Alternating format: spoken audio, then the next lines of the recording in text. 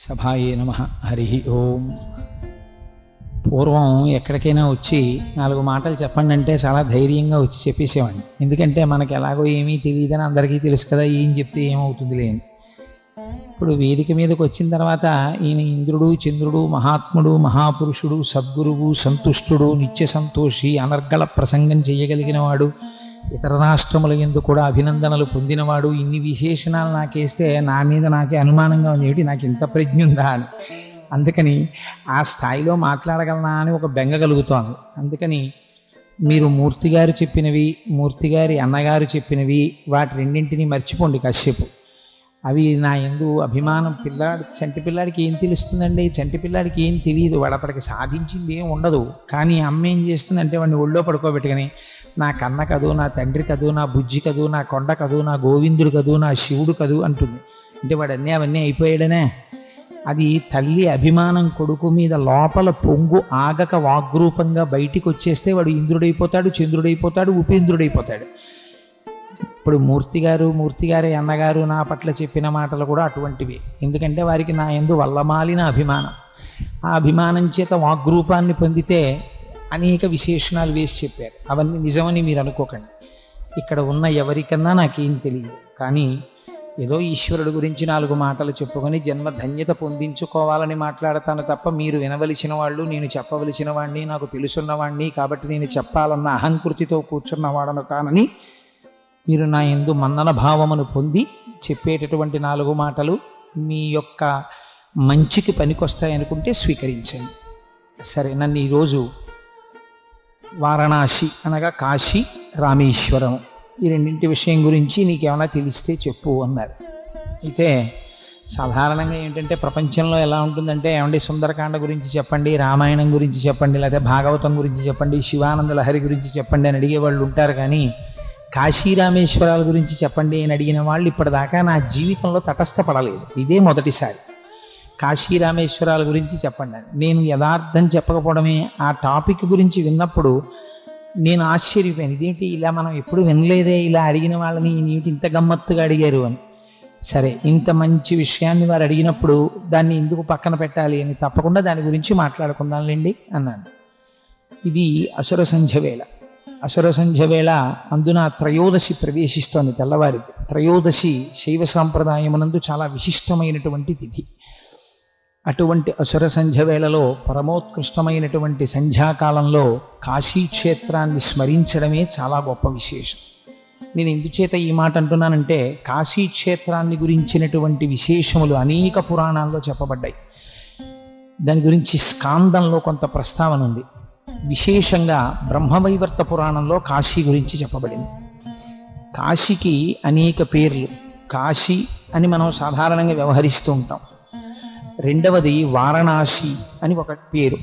మూడవది మహాశ్మిశానము అని ఒక పేరు. ఎందుకనంటే వారణాసి వెళ్ళిన వాళ్ళు చూసుంటారు, సంకల్పం చెప్పేటప్పుడు మహాశ్మిశాని అని చెప్తారు. దానికి మహాశ్మిశానము అని ఒక పేరు. ఈ 3 పేర్లతో ఉంటుంది కాశీ పట్టణం. ప్రపంచంలో భౌగోళికంగా భూమిని మనం అనేక పేర్లతో పిలిచినప్పుడు ఒక్కొక్క ఊరికి ఒక్కొక్క పేరు. ఇప్పుడు మన ఊరిని కాకినాడ అని పిలుస్తున్నాం. అసలు దీని పేరు కాకినాడ కాదు, దీని అసలు పేరు కోకనదము.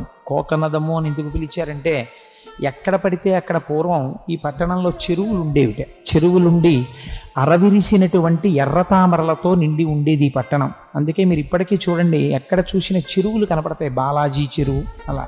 ఇప్పుడంటే చెరువులు లేవనుకోండి, అవి కప్పెట్టేసి కొత్త కొత్త ప్రాంగణాలు వచ్చేస్తున్నాయి. కాబట్టి దీని పేరు కోకనదము. ఆ కోకనదము నానుడి యందు మారి మారి మారి మారి చిట్ట చివరికి ఇవాళ కాకినాడ అయింది. అలా మనం ఏదో ఆ ప్రాంతంలో ఉండేటటువంటి ఒక వైశిష్ట్యాన్ని దృష్టిలో పెట్టుకుని ఒక పేరు పెడుతూ ఉంటారు. కానీ కాశీ పట్టణానికి అలాగే వచ్చిందా పేరు, లేకపోతే అలా రావడం వెనకాతల ఏదైనా ఒక రహస్యం ఉన్నదా అంటే, వారణాసి అనబడేటటువంటిది పౌరాణికంగా వినపడేటటువంటి పేరు. ఎక్కువగా దాన్ని సంప్రదాయంలో వారణాసి అని పిలుస్తారు. వారణాసి అని పిలవడం వెనకాతల ఉన్న రహస్యం, గంగ ప్రవహించేటప్పుడు 2 చోట్ల సంగమాన్ని చెందుతుంది.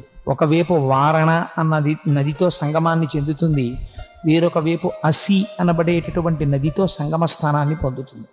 రెండు నదీ సంగమ స్థానాల మధ్యలో ప్రవహించినటువంటి గంగానదీ పరివాహక ప్రాంతమును కలిగినటువంటి క్షేత్రం ఏదున్నదో దానికి వారణాసి అని పేరు. అయితే వారణాసికి ఎందుకంత గొప్పతనం వచ్చింది? మనం కాశీ వెళ్ళకపోతే జీవితంలో కాశీ నేను రాను అన్నవాడు ఉండడు. ఒక్కసారైనా కాశీ వెళ్ళాలండి అంటారు. పూర్వకాలంలో అయితే కాశీకి వెళ్ళినవాడు కాటికి వెళ్ళినట్లే అని ఒక సామెత ఉండేది. అలా తెలిసి కూడా మరి ఎందుకు కాశీ వెళ్ళడానికి సిద్ధపడేవారు? కాశీకి అంత గొప్పతనం ఎందుకు వచ్చింది? దీని గురించి నేను మాట్లాడవలసి వస్తే నేను ఒక పురాణ వాక్కు గురించి చెప్పకుండా చెప్తే దానికి నేను ఒక పరిపూర్ణత ఇచ్చినవాడను కాను. మనకి యుగాల్లో కృతయుగము అని ఒక యుగం ప్రారంభంలో, ప్రతి యుగానికి ఒక యుగ పురుషుడు అని ఒక ఆయన ఉంటారు. అంటే ఆ యుగాన్ని, ఆ యుగము యొక్క ధర్మమును నడిపించేటటువంటి వాడు. కృతయుగంలో ఉండేటటువంటి ఆ యుగ పురుషుని యొక్క లక్షణములు ఎలా ఉండేవంటే, ఆయన యజ్ఞోపవీతం వేసుకుని చేతిలో జపమాల పట్టుకుని ఉండేవాడు. దానివలన మీకు ఏది సూచితమవుతుందంటే, ఆ కాలమునందు కృతయుగంలో ఉండేటటువంటి ప్రజలందరూ వైరాగ్య సంపత్తితో ఉండేవారు. తరువాత త్రేతాయుగం వచ్చింది. త్రేతాయుగం వచ్చేటప్పటికీ అక్కడ ఉన్నటువంటి యుగ పురుషుడు చేతితో స్రవము అనబడేటటువంటి దాన్ని పట్టుకున్నాడు. యజ్ఞం చేసేటటువంటి వాళ్ళకి, యాగాలు చేసే వాళ్ళకి రెండు పేర్లు బాగా తెలుస్తాయి. సృక్కు, స్రవము అని రెండింటిని వాడతారు. అంటే ఆ హవిస్సుని వాటిని తీసి అగ్నిహోత్రంలోకి వేస్తూ ఉంటారు. ఆ స్రవము చేతితో పట్టుకుని స్వధర్మానుష్ఠానపరుడైనటువంటి వ్యక్తిగా కనపడుతుండేవాడు త్రేతాయుగంలో. మూడవ యుగం ద్వాపర యుగం వచ్చేసరికి ఆయన ఖట్వాంగమును పట్టుకున్నాడు. ఖడ్గము, ధనస్సు, బాణములు పట్టుకుని కించిత్ పాపపుణ్యములు కలిపినటువంటి స్వరూపము కలిగిన వాడై కాఠిన్యముతో కూడిన మాటతో ఉండేవాడు. అందుకే ధనుర్బాణములను పట్టుకోవడం, ఖడ్గం పట్టుకోవడం దుష్ట సంహారాన్ని సూచిస్తుంది. ఖట్వాంగం పట్టుకోవడం ఒక గమ్మత్తైన లక్షణం. దాని గురించి నేను సూక్ష్మంగా మీకు వివరణ చేస్తాను. ఎందుకంటే పరమశివుడి యొక్క అష్టోత్తరంలో ఖట్వాంగి విష్ణువల్లభ అని ఆయనకి పేరు. ఖట్వాంగి అన్న నామానికి అక్కడ విశేషమైన వ్యాఖ్యానం చేస్తారు. ఖట్వాంగము అంటే మంచం కోడు పట్టుకుని ఉంటాడు. అందుకని ఆ ఖట్వాంగం పట్టుకోవడం ఎందుకు అలా పట్టుకుంటారు అంటే, చేసిన పాతకముల నుంచి విముక్తి పొందడానికి ఆ ఖట్వాంగమును ధరిస్తారు అని శాస్త్రమునందు ఒక ప్రమాణం ఉంది. కాబట్టి ఖట్వాంగమును పట్టుకొని ఆ ద్వాపర యుగంలో ఉన్న పురుషుడు కనపడతాడు. కలియుగం వచ్చేసరికి కలియుగంలో ఉండేటటువంటి కలిపురుషుడు చాలా విచిత్రమైన వేషధారణతో ఉంటాడు. చతుర్ముఖ బ్రహ్మగారు కలిపురుష ప్రవేశం జరిగినప్పుడు కలిపురుషుణ్ణి పిలిచారు. ఏది ఎలా ఉంటాడు అసలు, వాడిని సభలోకి రమ్మనండి అంటే, ఆయన పిశాచవదనంతో దిగంబరుడై తన ఎడమ చేతితో తన అంగమును పట్టుకొని, కుడి చేతితో నాలుకను బాగా బయటికి సాగతీసి కుడి చేతితో పట్టుకొని ఉండుండి వికారమైనటువంటి కరాళ నృత్యము చేస్తూ సభలోకి వచ్చి వెర్రి నవ్వులు నవ్వుతూ నిలబడ్డాడు. చతుర్ముఖ బ్రహ్మగారు కించిత్ ఆగ్రహించారు. ఏమిటి వీడి ప్రవర్తన? మహాప్రభో, కలియుగం అంటే అలాగే ఉంటుంది. నేను లోకంలో ఉండేటటువంటి వాళ్ళందరినీ ఎలా పాడు చేస్తానంటే రెండింటి చేతనే పాడు చేస్తాను. ఒకటి కామసుఖమునందు విశృంఖలత్వము, దానికి ఇంకా వావి వరసలు కానీ సమయాసమయములు కానీ, ఇలా చూడవచ్చా అని కానీ, ఇలా చూడకూడదా అని కానీ, ఇలా మాట్లాడవచ్చా అని కానీ, ఇలా మాట్లాడకూడదా అని కానీ ఉండదు. ఎప్పుడూ సంసార సుఖమే పరమ ప్రయోజనమని మాట్లాడేటట్టుగా ప్రజల్ని పాడు చేస్తాను. రెండవది, రసేంద్రియమునందు లౌల్యమును కల్పిస్తాను. ఎటువంటి వాడు కూడా ఎప్పుడూ తినడమే ప్రయోజనం, కడుపు కోసము తినడము శౌచము ఉండవు. తినడమే ప్రయోజనంగా తింటుంటారు. అస్తమానం తినడమే, ఏదో ఒకటి తింటూ ఉండడమే, ఆ తిండికి అర్థం ఉండదు. ఆనాడు వ్యాస భగవానుడు చెప్పినటువంటి మాటలు బ్రహ్మవైవర్త పురాణం చదివితే ఆశ్చర్యకరంగా ఉంటుంది. అభ్యంగన స్నానము అని చేస్తాం. అభ్యంగనం అంటే ఒంటికి నూనె రాసుకొని తలస్నానం చేస్తారు. అభ్యంగన స్నానం దేని గురించి చేస్తారు అంటే, శరీరమునకు ఉన్నటువంటి పాపరాశిని ధ్వంసము చేసుకుని శౌచముతో కూడినటువంటి రీతిలో ఈశ్వరారాధనము చేసి వ్రతములు మొదలైనవి చేసేటప్పుడు, పీటల మీద కూర్చునేటప్పుడు అభ్యంగనం ఆచరించాలని శాస్త్రం. కానీ రాబోయే కాలంలో స్త్రీ పురుషులు అభ్యంగన స్నానము బహువిధములవుతుంది. ఇళ్లల్లో రకరకాలైన అభ్యంగన స్నానం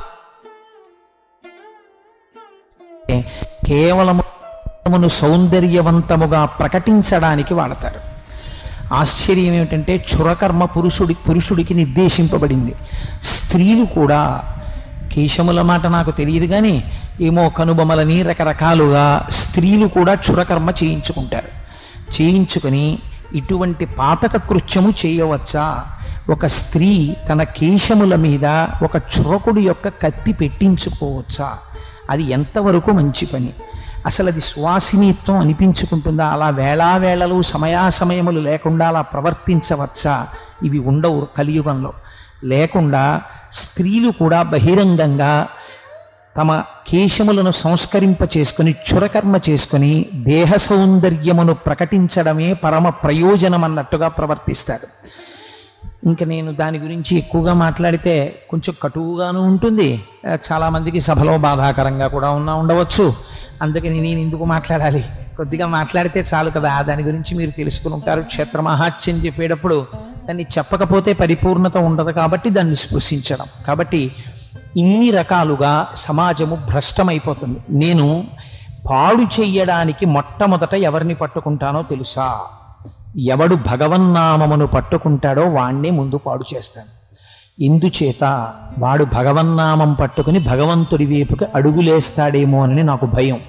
అందుకని అనేక రకములైన లౌల్యములను సృష్టించి వాణ్ణి కిందకి లాగేసే ప్రయత్నం చేస్తాను. ఊపిరాడనివ్వను. ఇంద్రియముల యొక్క లంపటంలో కొట్టుకునేటట్టు చేస్తాను కలియుగంలో అని ప్రతిజ్ఞ చేసి చతుర్ముఖ బ్రహ్మగారు అన్నారు, నీ యుగం ప్రారంభమైంది, నీ లక్షణం అది, కాబట్టి నువ్వు ప్రారంభం చెయ్యవచ్చు అంటే కలియుగం ప్రారంభమైంది.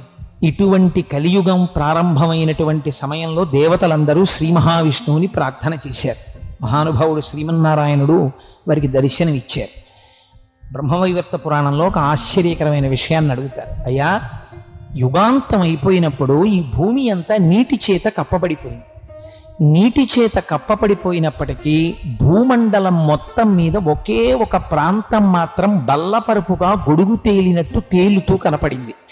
ఎంత నీరు వచ్చినా అది మాత్రం నీటిలో తడిసిపోలేదు, మునిగిపోలేదు. అది బల్లపరుపుగా పైకి తేలుతూనే ఉంది. దాని యొక్క యథార్థ స్వరూప దర్శనము చేయగోరినటువంటి వారు నమస్కరించి నిలబడితే అది వారికి పరంజ్యోతిగా దర్శనమిచ్చింది. ఆ ప్రాంతమేమి, ఆ క్షేత్రమేమి, అది ఏ భూమండలం, ఎందుకు అలా తేలింది? అది మాత్రం లయం అయిపోయినప్పుడు బ్రహ్మాండం అంతా నీటిలో అది లయం అవదా? దాని గురించి మాకు చెప్పవలసింది అని అడిగారు.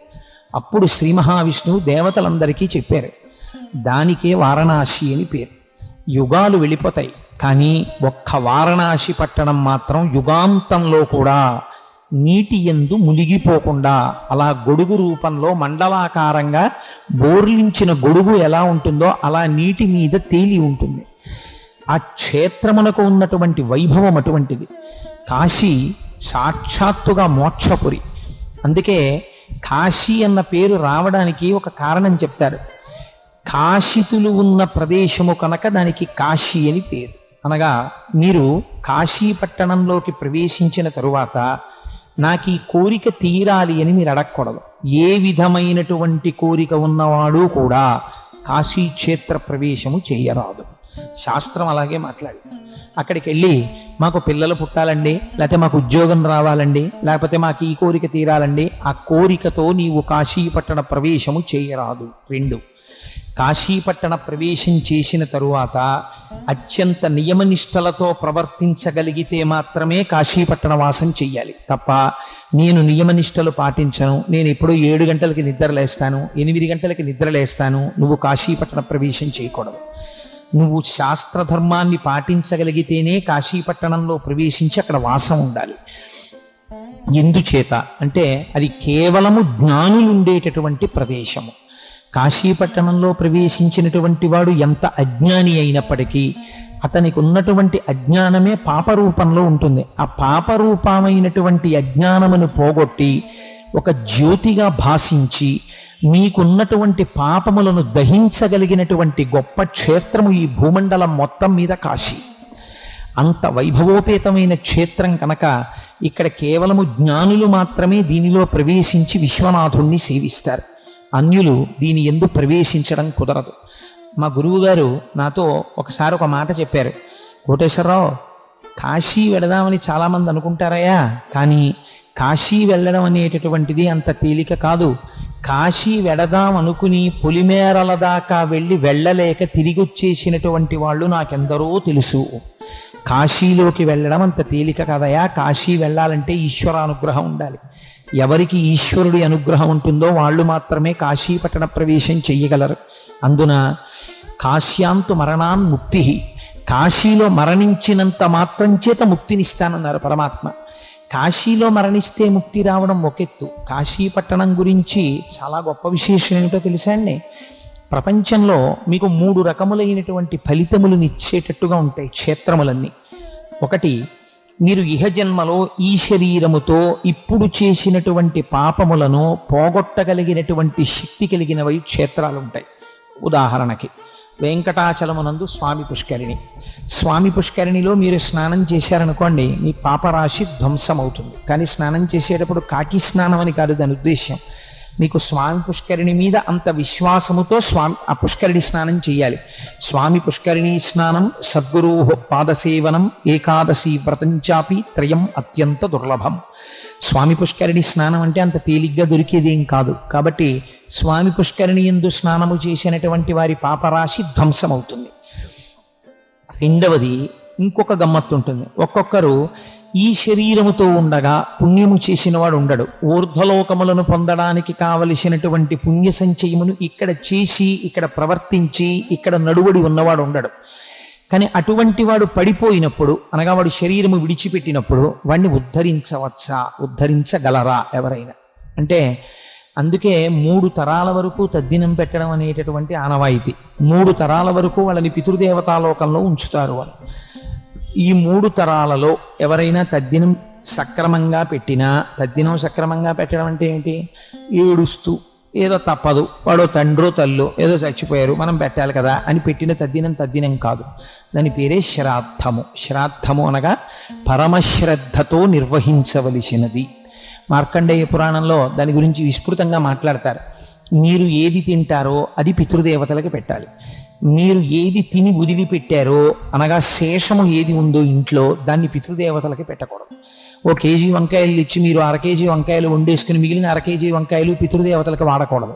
మీరు ఆ రోజు తీసుకొచ్చి పితృదేవతలకు వాడాలి. కాబట్టి శ్రాద్ధమనగా శ్రద్ధతో నిర్వహించున్నది.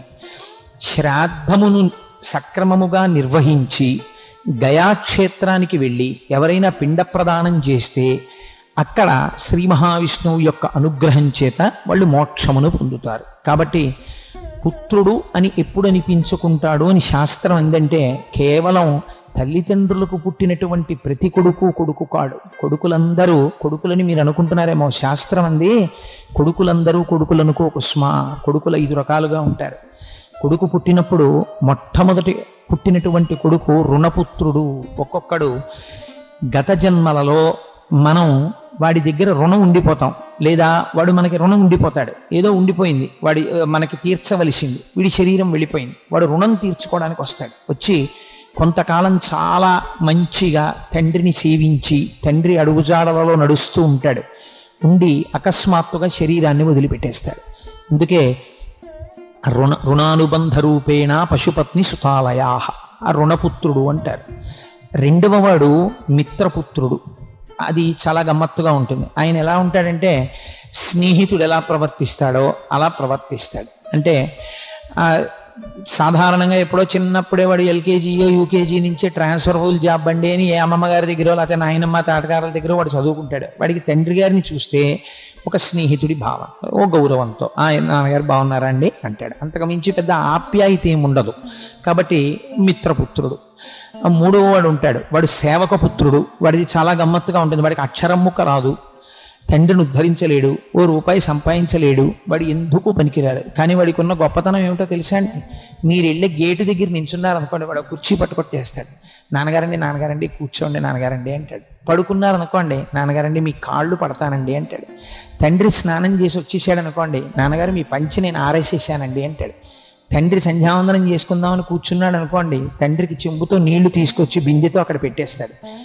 ఏమి చేస్తాడంటే, ఒక సేవకుడు ఎలా ప్రవర్తిస్తాడో అలా ప్రవర్తిస్తాడు. అంటే గత జన్మలలో ఉండిపోయినటువంటి సేవకులు శరీరమును విడిచిపెట్టేటప్పుడు యజమానినే జ్ఞాపకం చేసుకుంటూ వెళ్ళిపోతే వాళ్ళు సేవకుడు మళ్ళీ పుత్రుడిగా వస్తాడు.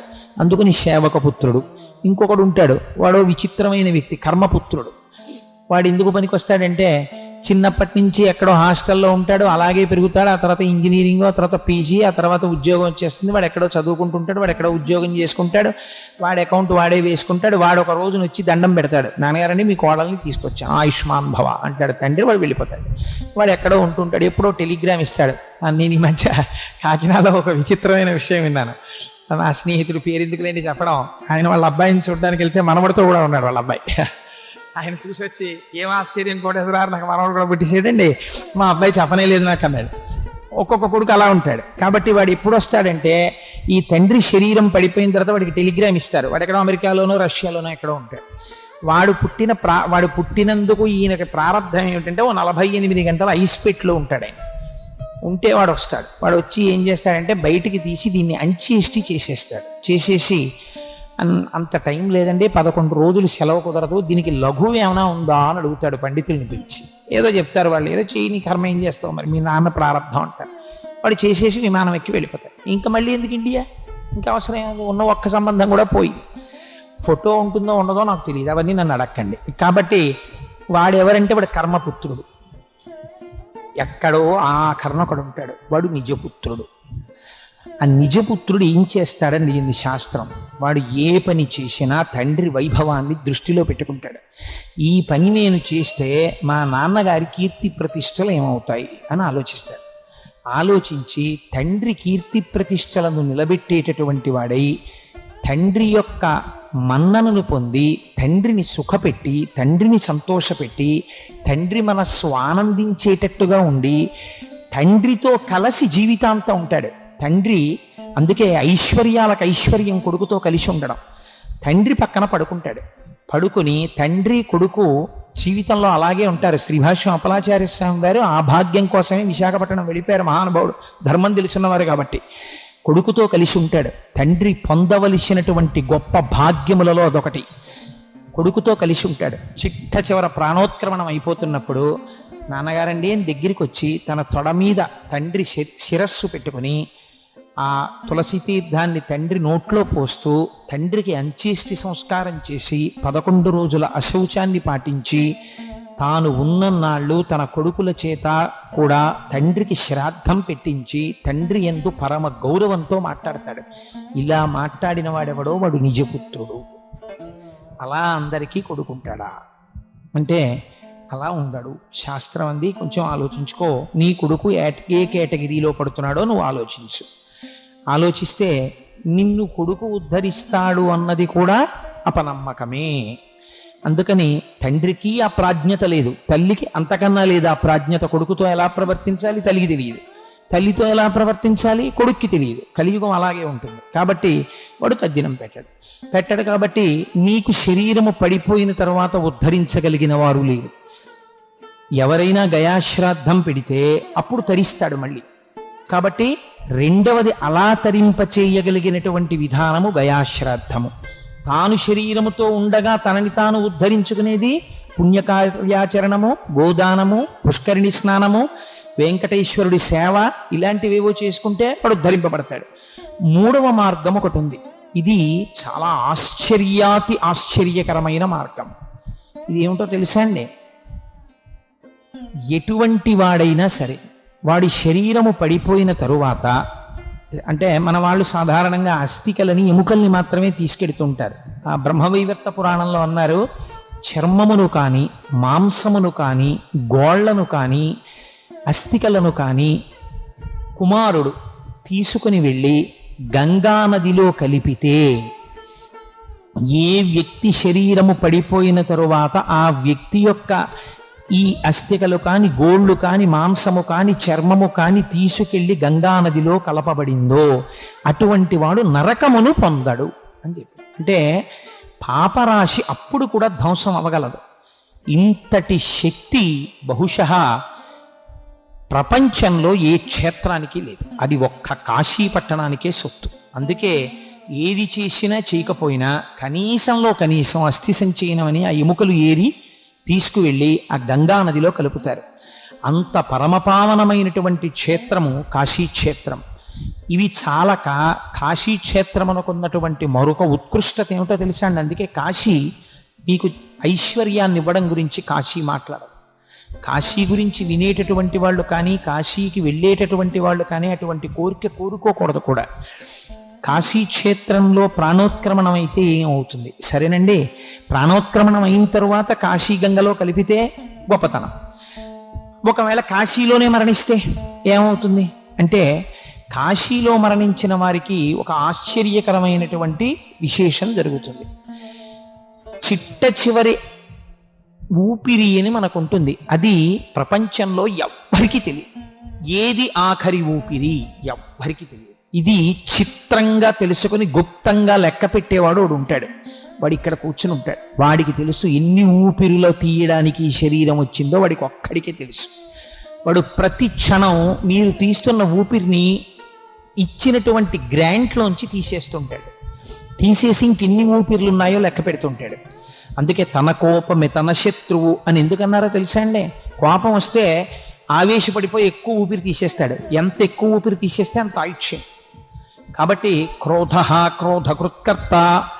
అందుకనే తన కోపం తనకి ప్రమాదాన్ని తీసుకొస్తుంది.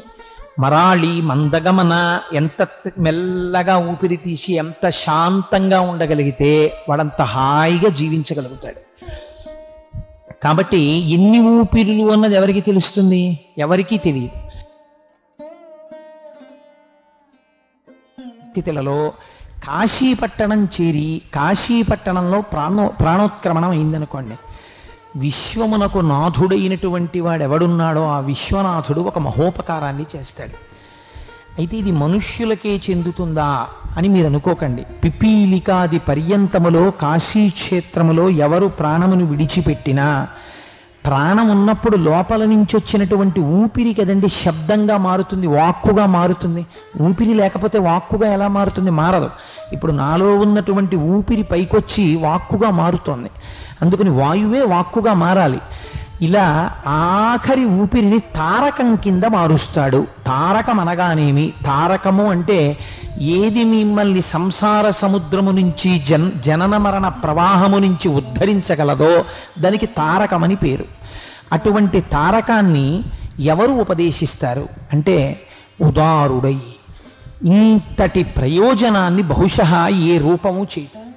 అది చీమ, బొద్దింక, ఈగ, పామ, తేల, మనిష, పండితుడా, పామరుడా చూడకుండా ఆఖరి ఊపిరి విడిపోతున్నప్పుడు ఆ జీవి యొక్క కుడి చెవి దగ్గరికి వచ్చి తారకాన్ని చెప్పి వారి చేత చెప్పించి ప్రాణోత్క్రమణం అయిపోతుండగా తారకాన్ని పలికాడు కాబట్టి వీణ్ణి యమదూతలు తీసుకెళ్లడానికి వీలు లేదని నిర్ధారించి వాణ్ణి కైలాసానికో విష్ణు సాయుధ్యానికో పంపించగలిగినటువంటి శక్తి కలిగిన వాడై అక్కడ విశ్వనాథుడై పరమశివుడు ఉంటాడు.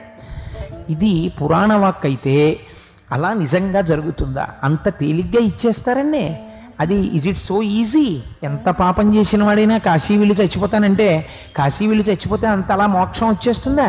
అదంత తేలిక అని అనుమానం వచ్చింది. వస్తే రామకృష్ణ పరమహంస అంతర్ముఖులై ధ్యానం చేసి వారణాసి పట్టణ దర్శనం చేశారు. దర్శనం చేసి రామకృష్ణ పరమహంసకు అవసరం ఏముందండి? అబద్ధాలు ఆడుకోవలసిన అవసరం? మహాపురుషుడైన రామకృష్ణ పరమహంస నిర్ధారించారు, నేను ధ్యానమునందు వారణాసి పట్టణమును చూస్తుండగా అనేక ముఖాలతో ఒంటి నుంచి విభూతి జల జల జల జల రాలుతుండగా స్ఫటికమణి ఎలా మెరిసిపోతుందో అటువంటి తెల్లటి మణిరూపంతో ప్రకాశించిపోతున్నటువంటి తేజోమూర్తి అయినటువంటి ఒక వ్యక్తి. చాలామంది ఒక భావనతో ఉంటారు, శంకరుడు ఘోర రూపంతో ఉంటాడు, శివుణ్ణి చూడడం చాలా కష్టం అండి అనుకుంటూ ఉంటారు. మీకు నేను ఒక పరమరహస్యం చెప్తాను. అసలు ప్రపంచమునందు సౌందర్యం ఎక్కడుందంటే శివుడి అందే ఉంటుంది. ఎందుకనో తెలుసా అండి? లింగ పురాణం చెప్పింది శివుడి యొక్క సౌందర్యం గురించి. ఘృతరీతి ఘనీభూతం సచ్చిదానంద విగ్రహం అని చెప్పింది. నీతిని తీసుకొచ్చి రాశిగా పోసేస్తే నీతి ముద్ద ఎలా ఉంటుందో శంకరుడు అంత అందంగా ఉంటాడు. బేసి కన్నువాడు కదా, ఇక్కడ మూడో కన్ను ఉంటుంది కదా, ఎలా అందంగా ఉంటాడు అన్నారు. ఆయనకి శాంతరూపుడై దర్శనమిచ్చేటప్పుడు మూడవ కంటితో దర్శనమివ్వడు. అది పాలభాగమనందు ప్రకాశిస్తున్నటువంటి కుంకుమ బొట్టు రూపంలో ప్రకాశిస్తుందట. అందుకే రావణుడు అడుగుతాడు, కదా నిలింప నిర్ఝరీ నికుంజకోటరే వసన్ విముక్త దుర్మతి సదాశిరస్తమంజలిం వహన్ విముక్తలోలలోచనల్లలాటపాల లగ్నక శివేతి మంత్రముచ్చర సదాసుఖీ భవామ్యహం అంటాడు. అలా శంకరుడు ఆఖరి ఊపిరి అయిపోతుండగా చేతియందు త్రిశూలమును ధరించిన వాడై ఢమరుకని పట్టుకుని పరమ తేజోమూర్తి అయి అత్యంత సత్వగుణ ప్రకాశంతో మెరిసిపోతూ ఆ ప్రాణోత్క్రమణమవుతున్నటువంటి జీవుల యొక్క కుడి చెవు దగ్గరికి వచ్చి స్వామి నోరు పెట్టేటప్పటికే ఆ ప్రాణోత్క్రమణం ఎంత భయంకరంగా ఉంటుందో గరుడ పురాణం వర్ణిస్తుంది. అంత పరమ భయంకరమైనటువంటి ప్రాణోత్క్రమణ వేదన పొందకుండా వాడు పరమ ప్రశాంతంగా శంకర దర్శనం చేస్తూ ఆయన చెప్పిన మాట విని ఆఖరి ఊపిరిని తారకనామంగా పలుకుతుండగా ప్రాణోత్క్రమణమై వాడు మోక్షాన్ని పొందుతాడు. కాబట్టి కాశీక్షేత్రము ఎవరు ప్రాణోత్క్రమణమును పొందుతారో వారికి కూడా మోక్షం ఇయ్యగలిగినటువంటి భూమి. మరైతే అసలు ఐశ్వర్య స్థానం అక్కడ లేదా? కాశీపట్టణం వెళ్ళిన వాళ్ళకి మామూలుగా లౌకికమైనటువంటి కోరిక ఏదైనా ఉంటే ఆ కోరిక తీరే అవకాశము ఉండదా అంటే శాస్త్రం అంది, వారణాసి పట్టణ ప్రవేశం చేసినప్పుడు యథార్థమునకు తిన్నగా వెళ్ళి విశ్వనాథ దర్శనం చెయ్యకూడదు. శివాలయంలోకి వెళ్ళి మొట్టమొదట డుండి గణపతి అని ఉంటారు. చాలా పెద్ద స్వరూపం విశ్వనాథుడి యొక్క దేవాలయంలోకి వెడుతున్నప్పుడు ఎడంచేతి పక్కన ఉంటుంది ఆ సన్నటి దారిలో. ఆ డుండి గణపతి దర్శనం చేసి ఆయనకొక్క నమస్కారం చేసి ఆయన పాదాల మీద ఒక 4 ఎర్రటి పూలు ఉంచితే మీరు అడిగినా అడగకపోయినా డుండి గణపతి యొక్క అనుగ్రహం చేత మీకు ఇహమునందు కావలసినటువంటి కోర్కెలు సిద్ధిస్తాయి. ఆ మహానుభావుడు కావ్యకంఠ గణపతి ముని జన్మించేటప్పుడు ఆ గణపతి దేవాలయంలోనే గణపతి ముని గారి తండ్రి గారు కూర్చుని గణపతి మంత్రాన్ని ఉపాసన చేస్తున్నారు. ఉపాసన చేస్తూ నా భార్యకి నెలలు నిండి ఉంటాయి, నాకు మగబిడ్డడు జన్మించాడో ఆడపిల్ల జన్మించిందో అనుకున్నారు. ఆ రోజున గంగలో స్నానం చేసి వచ్చి కూర్చున్నారు. కూర్చుని వారు ఆ గణపతి మంత్రాన్ని ఉపాసన చేస్తున్నారు. ఆయనకి హఠాత్తుగా ఒక పెద్ద తేజస్సు కనపడింది. ఆయన ఆశ్చర్యపోయి అలా చూస్తూ ఉండగా డుండి గణపతి దేవాలయంలోంచి ఒక పసిపిల్లవాడు పాకుతూ వచ్చి తన తొడ మీద కూర్చున్నట్టు దర్శనమిచ్చింది. నాకు కొడుకు పుట్టాడు అని వారు బయలుదేరి, నాకు జాతాశౌచం ఉంది, నేను ఇంకా దేవాలయంలో కూర్చుని మంత్రోచ్చాటనం చేయకూడదని వారు బయలుదేరి తిరిగి వచ్చేసారు. కాలినడకన తిరిగి వచ్చి వారి ఊరు వెళ్ళారు. వెళ్ళి నాకు ఏ సంతానము దొరికినది అని అడిగారు. అడిగితే నీకు కొడుకు పుట్టాడు అన్నారు. అప్పుడే ఆయనకి గణపతి ముని అని పేరు పెట్టుకున్నారు. కొడుకు పుట్టడానికి కారణమైంది. శాస్త్రము ఎంత ప్రమాణమో మీరు చూడండి. డుండి గణపతి దర్శనం చేసి ఆయన పాదాల మీద 4 ఎర్రటి పువ్వులు సమర్పిస్తే ఇహమునందు మీకు తీరని కోరికలని ఈశ్వరుడు తీరుస్తాడు. కానీ మీరు ప్రకటముగా చెప్పక్కర్లేదు. డుండి గణపతి దగ్గరికి వెళ్ళి నాకు ఇది లేదు ఇప్పించు అని మీరు అనక్కర్లా. ఆయన పాదాల మీద 4 పువ్వులు వేసి నిలబడితే చాలు, ఆయన మీ కోరిక తీరుస్తాడు. కాశీలో ఒక ఆశ్చర్యకరమైనటువంటి లక్షణం, ఆయన విశ్వనాథుడు, ఆవిడ అన్నపూర్ణ. ఈ తత్వం మీరు తెలుసుకోవాలి. కాశీపట్టణ ప్రవేశం చేసేవాళ్ళు తెలుసుకోవలసినటువంటి గొప్ప రహస్యం అది. కాశీలో మనం ప్రవేశించి దేవాలయంలోకి వెళ్ళినప్పుడు ఏదో చేతిలో 4 మారేడు దళాలో ఏవో పట్టుకుని లోపలికి వెడతాం. రాజద్వారం దాటి మీరు ఇలా కుడి చేతి పక్కకి చూడగానే ఒక చిన్న శివలింగంతో కూడినటువంటి ఒక ఆలయం ఉంటుంది. ఎడం పక్కకి చూస్తే శ్రీ మహావిష్ణువు యొక్క ఆలయం ఉంటుంది. మీరు దాటి కొంచెం ముందుకెడితే చిన్న గడప ఉంటుంది. ఆ గడప దాటి లోపలికి వెడితే విశ్వనాథుడి యొక్క శివలింగం ఉంటుంది. ఎంత ప్రాచీనమైన క్షేత్రమో ఎవ్వరికీ తెలియదు. ఆశ్చర్యం ఏమిటో తెలుసా అండి? గొప్ప గొప్ప గురువుల్ని సేవించిన వారికి శంకరుడు విశ్వనాథుడి యొక్క దేవాలయంలో ప్రవేశించినప్పుడు తన సేవ చేయించుకుంటాడు. మీకు నేను ఒక రుజువు చూపిస్తాను.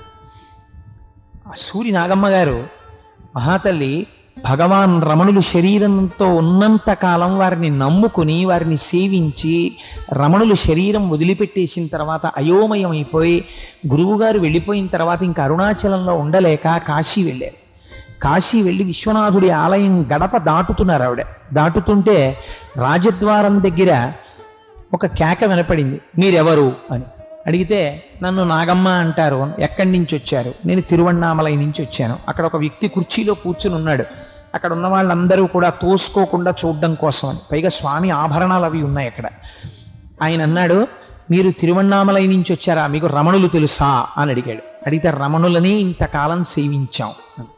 ఆయన లేచి అన్నాడు, రమణులను సేవించిన వారికి కాశీపట్టణం ప్రవేశించి విశ్వనాథుణ్ణి సేవించవలసిన అవసరం ఉందని నేను అనుకోవట్లేదు అన్నాడు. ఎంత మాట అన్నాడో చూడండి. అంటే ఇవాళ మా గురువు రమణులు శరీరంతో లేరు, ఆ శూన్యం తట్టుకోలేకే నేను వారణాసి వచ్చాను అన్నారు ఆవిడ. అంటే అక్కడ కూర్చున్నటువంటి ఆయన లేచి అన్నాడు, అమ్మా నేను ఇప్పుడే బయటికి వెళ్ళి వచ్చేస్తాను, మీరు కాసేపు ఇక్కడ కూర్చుని స్వామి ఆభరణాలు అవి కాపు కాస్తూ ఉండగలరా, ఒక 10 నిమిషాలు ఉంటాను అన్నారు. ఆయన బయటికి వెళ్ళి 1 గంట పోయాక వచ్చాడు. వచ్చి, అమ్మ ఎందుకు వెళ్ళాను ఎందుకు వచ్చానో తెలుసా, 1 గంట సేపు కాశీ క్షేత్రంలో విశ్వనాథుడి యొక్క శివలింగానికి ఆభరణములకు కాపుదలగా ఉండగలిగిన అదృష్టము సద్గురువైన రమణులను సేవించిన అదృష్టంగా నీకు పడింది, బయలుదేరన్నాడు. అప్పటికి వాళ్ళ అన్నగారు బయలుదేరుతున్నారు, ఏమైపోయింది సూర్యనాగమ్మ గారిని. కాశీ క్షేత్రం అంటే మాటలు కాదండి. మీరు ఇతపూర్వం ఎలా జీవించారన్న దానికి వారణాసిలోకి వెళ్ళగానే మీకు తాస్కాణం కనబడిపోతుంది. ఈ విశ్వనాథ క్షేత్రములోకి వెళ్ళి శివలింగానికి మీరు పట్టుకెళ్ళవలసినది అనేది ఏమీ ఉండదు. శివుడికి అభిషేకం దీంతో గొప్ప, గంగతో గొప్ప. గంగ ఎక్కడి నుంచి ఉంది, అక్కడే గంగ ఉంది. గంగెందుకు గొప్ప, భవాంగపతితంతోయం పవిత్రమితి స్పృశు. ఇదొక విచిత్రమైన సిద్ధాంతం. అసలు గంగెందుకు గొప్ప అంటే శివుణ్ణి తాకింది కాబట్టి గొప్ప. ఎవరు చెప్పారు ఈ మాట? సాక్షాత్తు వాల్మీకి మహర్షి చెప్పారు రామాయణంలో. అటువంటి పరమశివుడు యొక్క శరీరాన్ని తాకి కింద పడడం చేత పవిత్రమై లోకము యొక్క పాపములను నశింపచేయగలిగిన గంగ యొక్క గొప్పతనాన్ని బ్రహ్మవైవర్త పురాణం ఏమని చెప్పిందో తెలుసండి? మిగిలినటువంటి క్షేత్రములు కాని మిగిలినటువంటి పుష్కరణులు కాని పాపములు తీయగలిగిన శక్తి ఎక్కడ నుంచి పొందుతాయంటే కాశీక్షేత్రము నుంచి పొందుతాయని. కాశీక్షేత్రం ఇస్తూ ఉంటుంది వాటికి ఆ శక్తిని. ఇస్తే ఆ శక్తి చేత పాపాలని తీస్తాయి అని నిర్ధారించింది. అటువంటి గంగ గొప్పతనం ఎక్కడిది? పరమశివుడు యొక్క శరీరమును తాకుట చేత. ఇప్పుడు ఈ గంగ మీరు ఎక్కడి నుంచి తేవాలి? ఆకాశీలోంచే తేవాలి. అక్కడే కాస్త గంగ పట్టుకెళ్ళి ఆ శివుడి యొక్క తల మీద పోశారనుకోండి, మీరు తెచ్చినది అన్నది ఏమైనా ఉన్నదా? ఏమీ లేదు. అంటే మీకు ఇందులో ఏమిటి తెలుస్తోంది? ఈశ్వరుడికి మీరు ఇవ్వగలిగినది లేదు. మీరేమి ఇవ్వాలి మరి అంటే, ఈ సృష్టి అంతా ఆయనదే అని తెలుసుకుని గంగ శివుడి మీద పడడం చేత మీరు పవిత్రులవ్వాలి. ఆయన కాదు పవిత్రం అవడం. శివుడిని తాకి గంగ పవిత్రమైంది, గంగ పోసి శివుడు పవిత్రం అవడం ఏమిటి? గంగ శివుడి మీద పోసి మీరు తెలుసుకోవాలి, ఈ సమస్త బ్రహ్మాండములు సమస్త ఐశ్వర్యములు వాడివైన ఐశ్వర్యాన్ని నాకు వాడిచ్చాడు, నన్ను ధన్యుణ్ణి చేశాడు అని మీరు తెలుసుకుని జ్ఞానమునందు నిలబడడం కాశీక్షేత్రంలో విశ్వనాథలింగము ముందు నిలబడము యొక్క రుజువు. అలా నిలబడగలగాలి. నిలబడి మీరు ఇన్ని నీళ్లు పోశారనుకోండి చాలు, తృప్తి. ఇంకేం చెయ్యాలి? అభిషేకం ఇంకేం లేదు, ఇన్ని నీళ్లు పోసేస్తే చాలు. అందుకే కాశీక్షేత్రంలో ఒక గమ్మత్తు, జ్ఞానం ఆవిర్భవించేటప్పుడు దానికి ఏమైనా వెనకాతల ప్రీసపోజిషన్ ఉంటుందా అంటే, ఇది ఉండాలి, ఈ క్వాలిఫికేషన్ ఉంటే జ్ఞానం ఇస్తామని ఏమైనా ఉంటుందా అంటే, బిఏ సిలబస్ అంతా పాస్ అయి చదువుకున్న వాడికి బిఏ డిగ్రీ ఇచ్చినట్టు ఈశ్వరుడు జ్ఞానం ఇచ్చేటప్పుడు ఏమి చూస్తాడు అంటే, ఈశ్వరుడు జ్ఞానం ఇచ్చేటప్పుడు చూసేది ఏదో తెలుసా అండి? మీరు పొందేటటువంటి పరితాపం ఒక్కటే. ఈశ్వర నాకేముందని నేను జ్ఞానం పొందగలను? నాకేమీ లేదు, కాబట్టి నువ్వే నాకు జ్ఞానమునిచ్చి నన్ను కటాక్షించు అని మీరు శరణాగతి చేసి వెళ్ళి నిలబడితే ఆ కారణం చేత ఈశ్వరుడు మీకు జ్ఞానం ఇస్తాడు. ఆయన విశ్వనాథుడు కనుక ఇవ్వగలడు. అందుకే శౌచాశౌచ నియమం లేదు. ఎవరైనా విశ్వనాథుడి దగ్గరికి వెళ్ళి, ఆయన విశ్వనాథుడు, మీరు బిడ్డలు వెళ్ళి ఆయన మీద అభిషేకం చేసేస్తారు. చేసేసి ఆలయానికి ఎడం పక్క కొంచెం లోపలికి వెడితే ఒక మూల అన్నపూర్ణమ్మ తల్లి ఉంటుంది. చిత్రం ఏమిటో తెలుసా అండి? ఆవిడ ఇలా చేత్తో గరిట పట్టుకుని సిద్ధంగా ఉంటుంది. ఉభౌ దర్వీ కుంభౌ మణిగణక సంభావిత గుణౌ దధానా పాణిభ్యామృతరస మృష్ణాన్న కలితౌ అని లలితా సహస్రనామ స్తోత్రంలో అన్నదా అనొక నామం. అన్నమిచ్చేటటువంటి తల్లి ఆవిడే. కాబట్టి అందుకే ఆ అమ్మవారికి శర్వాణి అని ఒక పేరు, చాలా గొప్ప పేరు ఆ శర్వాణి అన్న పేరు. ఎందుకంటే శర్వుని భార్య శర్వాణి. భూమి నుంచి సమస్త ఐశ్వర్యమును ఇవ్వగలిగినటువంటి తత్వానికి శర్వాణి అంటారు. అది ఈశ్వరుడు యొక్క శక్తి. ఆ శక్తినే శ్రీ మహావిష్ణువు యొక్క శక్తిగా చెప్తే శ్రీదేవి భూదేవిగా చెప్తారు. అందుకే శర్వ అన్న నామం విష్ణువుకి ఉంటుంది, శివుడికి ఉంటుంది. అది గమ్మత్తు. కాబట్టి శర్వాణి అంటే శర్వుడి యొక్క భార్య. ఇప్పుడు ఆవిడ అన్నపూర్ణగా నిలబడినది. విశ్వనాథుడైన వాడు అన్నం పెట్టలేడా? జ్ఞానమే ఇవ్వగలిగిన వాడు మీకు అన్నం పెట్టలేడా? అది ఆయనే పెట్టచ్చు కదా అన్నం. అమ్మవారికి ఇవ్వడం ఎందుకు అన్నం పెట్టేటటువంటి శక్తిని? అంటే శంకరుడు అన్నపూర్ణాదేవిగా అమ్మవారిని నిలబెట్టడం వెనక అతల ఒక రహస్యం. తండ్రి బిడ్డడి యొక్క ఆకలిని తెలుసుకోవచ్చు, తెలుసుకోకపోవచ్చు. ఎందుకనంటే ఇది సృష్టిలో మీకు అందరికీ తెలుసున్న రహస్యమే. తండ్రి సాధారణంగా ఏదో పనిలో ఉంటాడు, ఎవరో ఇంటికి వస్తారు, వాళ్ళతో ఏదో మాట్లాడుతుంటాడు, వాళ్ళు వెళ్ళిపోతారు, ఇంకోళ్ళు వస్తారు, వాళ్ళు వెళ్ళిపోతారు, ఇంకోళ్ళు వస్తారు, మాట్లాడుతుంటాడు. 9 అయిపోతుంది, 9:15 అయిపోతుంది. అమ్మా ఆకలేసేస్తోందమ్మా, ఆకలేసేస్తోందమ్మా అంటాడు పిల్లాడు. అమ్మకి తెలుసు. ఆవిడ నిశ్శబ్దంగా లోపలికి వెళ్ళి నువ్వు తినేసేయని గబగబా కంచంలో పెట్టి పిల్లాడికి పెట్టేస్తుంది. అదే తండ్రిని నమ్ముకున్నాడు అనుకోండి, వాడికి రాత్రి 10 అయినా అన్నం ఉండదు. ఎందుకని నేను ఒక యథార్థాన్ని మీకు ఆవిష్కరిస్తున్నాను. అమ్మకే ఉంది. అలా పోషించగలిగిన శక్తి అమ్మదే. పురుష స్వరూపంతో అటువంటి పోషణ జరగదు. పైగా శాస్త్రమనందు ఒక మర్యాద ఉంది. ఏమిటా మర్యాద అంటే ప్రకృతిగా ఆవిడ పోషింపచేస్తుంది, ప్రకృతిగా ఆవిడ నిలబెడుతుంది. ప్రకృతిగా మీకు ఈ భూమి, వాయువు ఇవన్నీ అమ్మవారి తత్వంగా చెప్తాం. అందుచేత ఆవిడ మీకు అన్నమును పెట్టగలిగిన శక్తి. ఈ అన్నం పెట్టడం అంటే మీ చేతిలో పెట్టడం కాదు, అన్నం పెట్టడం, అన్నాన్ని పొందడం, అన్నాన్ని తినడం, తిన్న అన్నాన్ని జీర్ణం చేసుకోవడం. ఇవి చాలా అవసరమైనటువంటి విషయాలు. ఐశ్వర్యం ఎంతో ఉంది ఇంట్లో, బోలెడంత ఐశ్వర్యం ఉంది. కానీ ఈయన ఏమీ తినకూడదు. ఈయన ఏం తింటుంటాడంటే మందులు ఒకటే తింటుంటాడు. గ్లాసు నీళ్లు, మందులు, టాబ్లెట్లు ఇన్ని తింటాడు. ఇంత మజ్జిగో ఇంత జావో తాగుతాడు. ఎందుకనండి అన్నారు అనుకోండి, ఏది పడదు, ఏది తినకూడదు. ఇంట్లో ఉండవా? అన్నీ ఉంటాయి. అందుకే రుద్రాభిషేకం చేస్తే ఏమడుగుతారో తెలుసా అండి? ద్రాపేయం ధస్సస్పతే దరిద్రం నీలలోహిత. స్వామి నీకు చేసినటువంటి ఈ అభిషేకం చేత ఉండడం కాదు, ఉన్న పదార్థాన్ని తిని జీర్ణం చేసుకోగలిగినటువంటి శక్తి కూడా మా యందు ఉండాలి. లేకపోతే ఇంటిలో ఉన్నదానికి లోపలికి వెళ్ళేదానికి మధ్యలో ఒక అంతరం ఏర్పడిపోతుంది, అది లోపలికి వెళ్ళదు, అదొక దరిద్రమే. కనుక అలా ఉండాలి అంటే అన్నపూర్ణాతత్వమై అమ్మ పెడుతుంది. అమ్మ పెట్టింది అనుకోండి, మనకి ఒక చిన్న ఆభిజాత్యం వస్తుంది.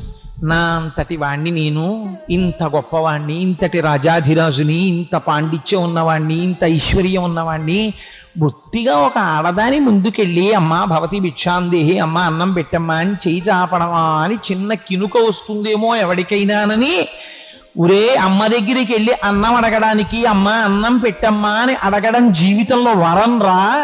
అలా అడగడానికి నువ్వు సంకోచించవలసిన పని లేదని మనకి మార్గదర్శకత్వం చెయ్యడానికి విశ్వనాథుడు భిక్షాపాత్ర పట్టుకుని ఆది భిక్షువై తాని ముందు నించున్నాడు. ఆయనే నించుంటే నించోడానికి నీకేం బాధ, నువ్వు నించోవచ్చు వెనకాలని. అందుకని ఆయన ఆది భిక్షువై నిలబడ్డాడు.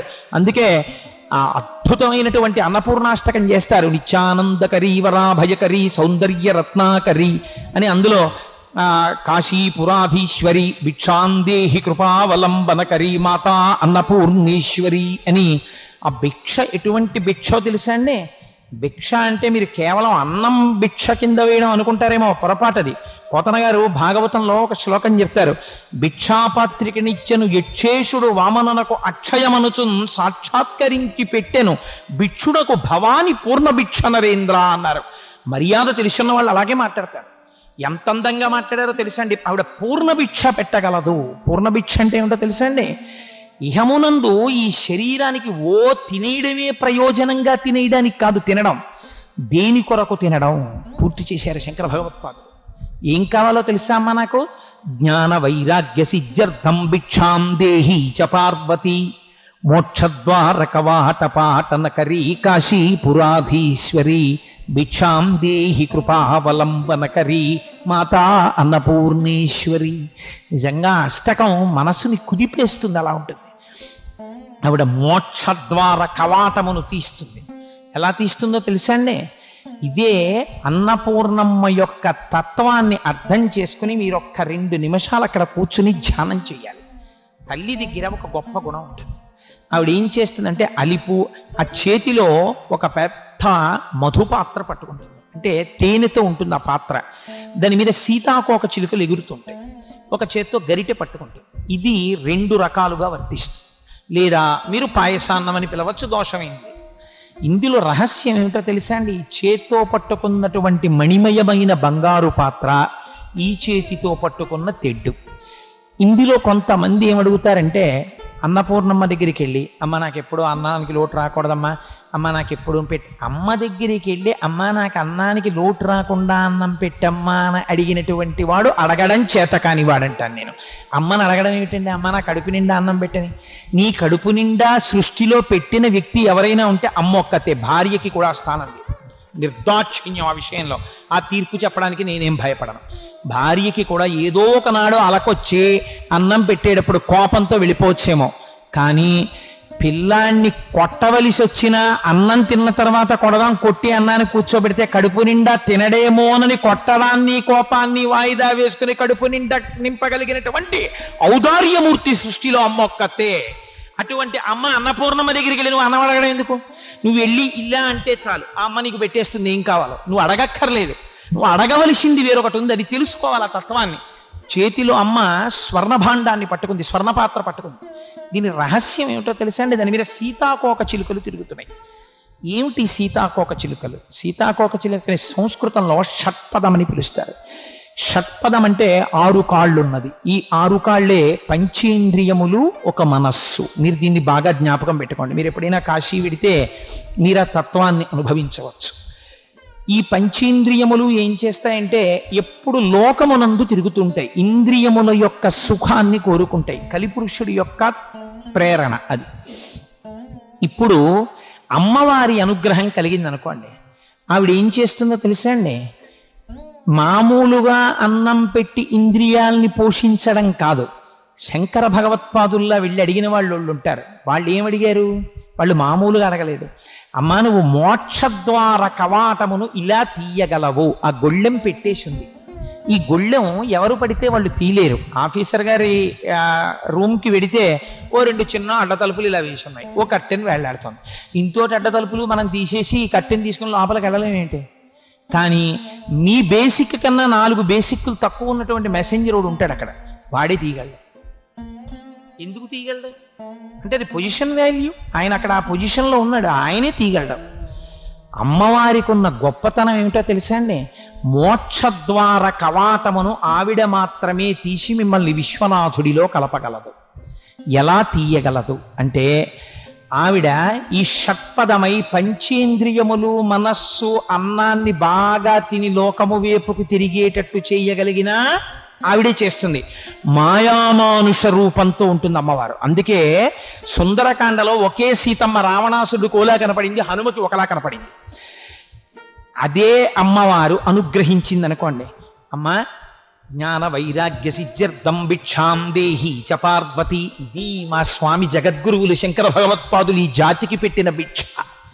రేపు వీడికి చదువుకోవడం వచ్చో రాదో అన్నపూర్ణమ్మ దగ్గరికి వెడితే నేను రాసిద్దాం, వీడు చదువుకుంటాడని మహానుభావుడు స్తోత్రం చేశాడు. ఆయన కర్మ ఆయనకి లేక నడువడి నేర్పారు. అక్కడికి వెళ్ళి అడగాలి, అమ్మ నాకేమిస్తావో తెలుసా? అన్నంతో పాటు జ్ఞాన వైరాగ్య సిద్ధ్యర్థం, నాకు జ్ఞాన వైరాగ్యములను కూడా ఇయ్యి. అనుభవించిన సుఖము సుఖము కాదు, నేను ఈశ్వరుణ్ణి చేరుకోవాలన్న జ్ఞానాన్ని నాకు.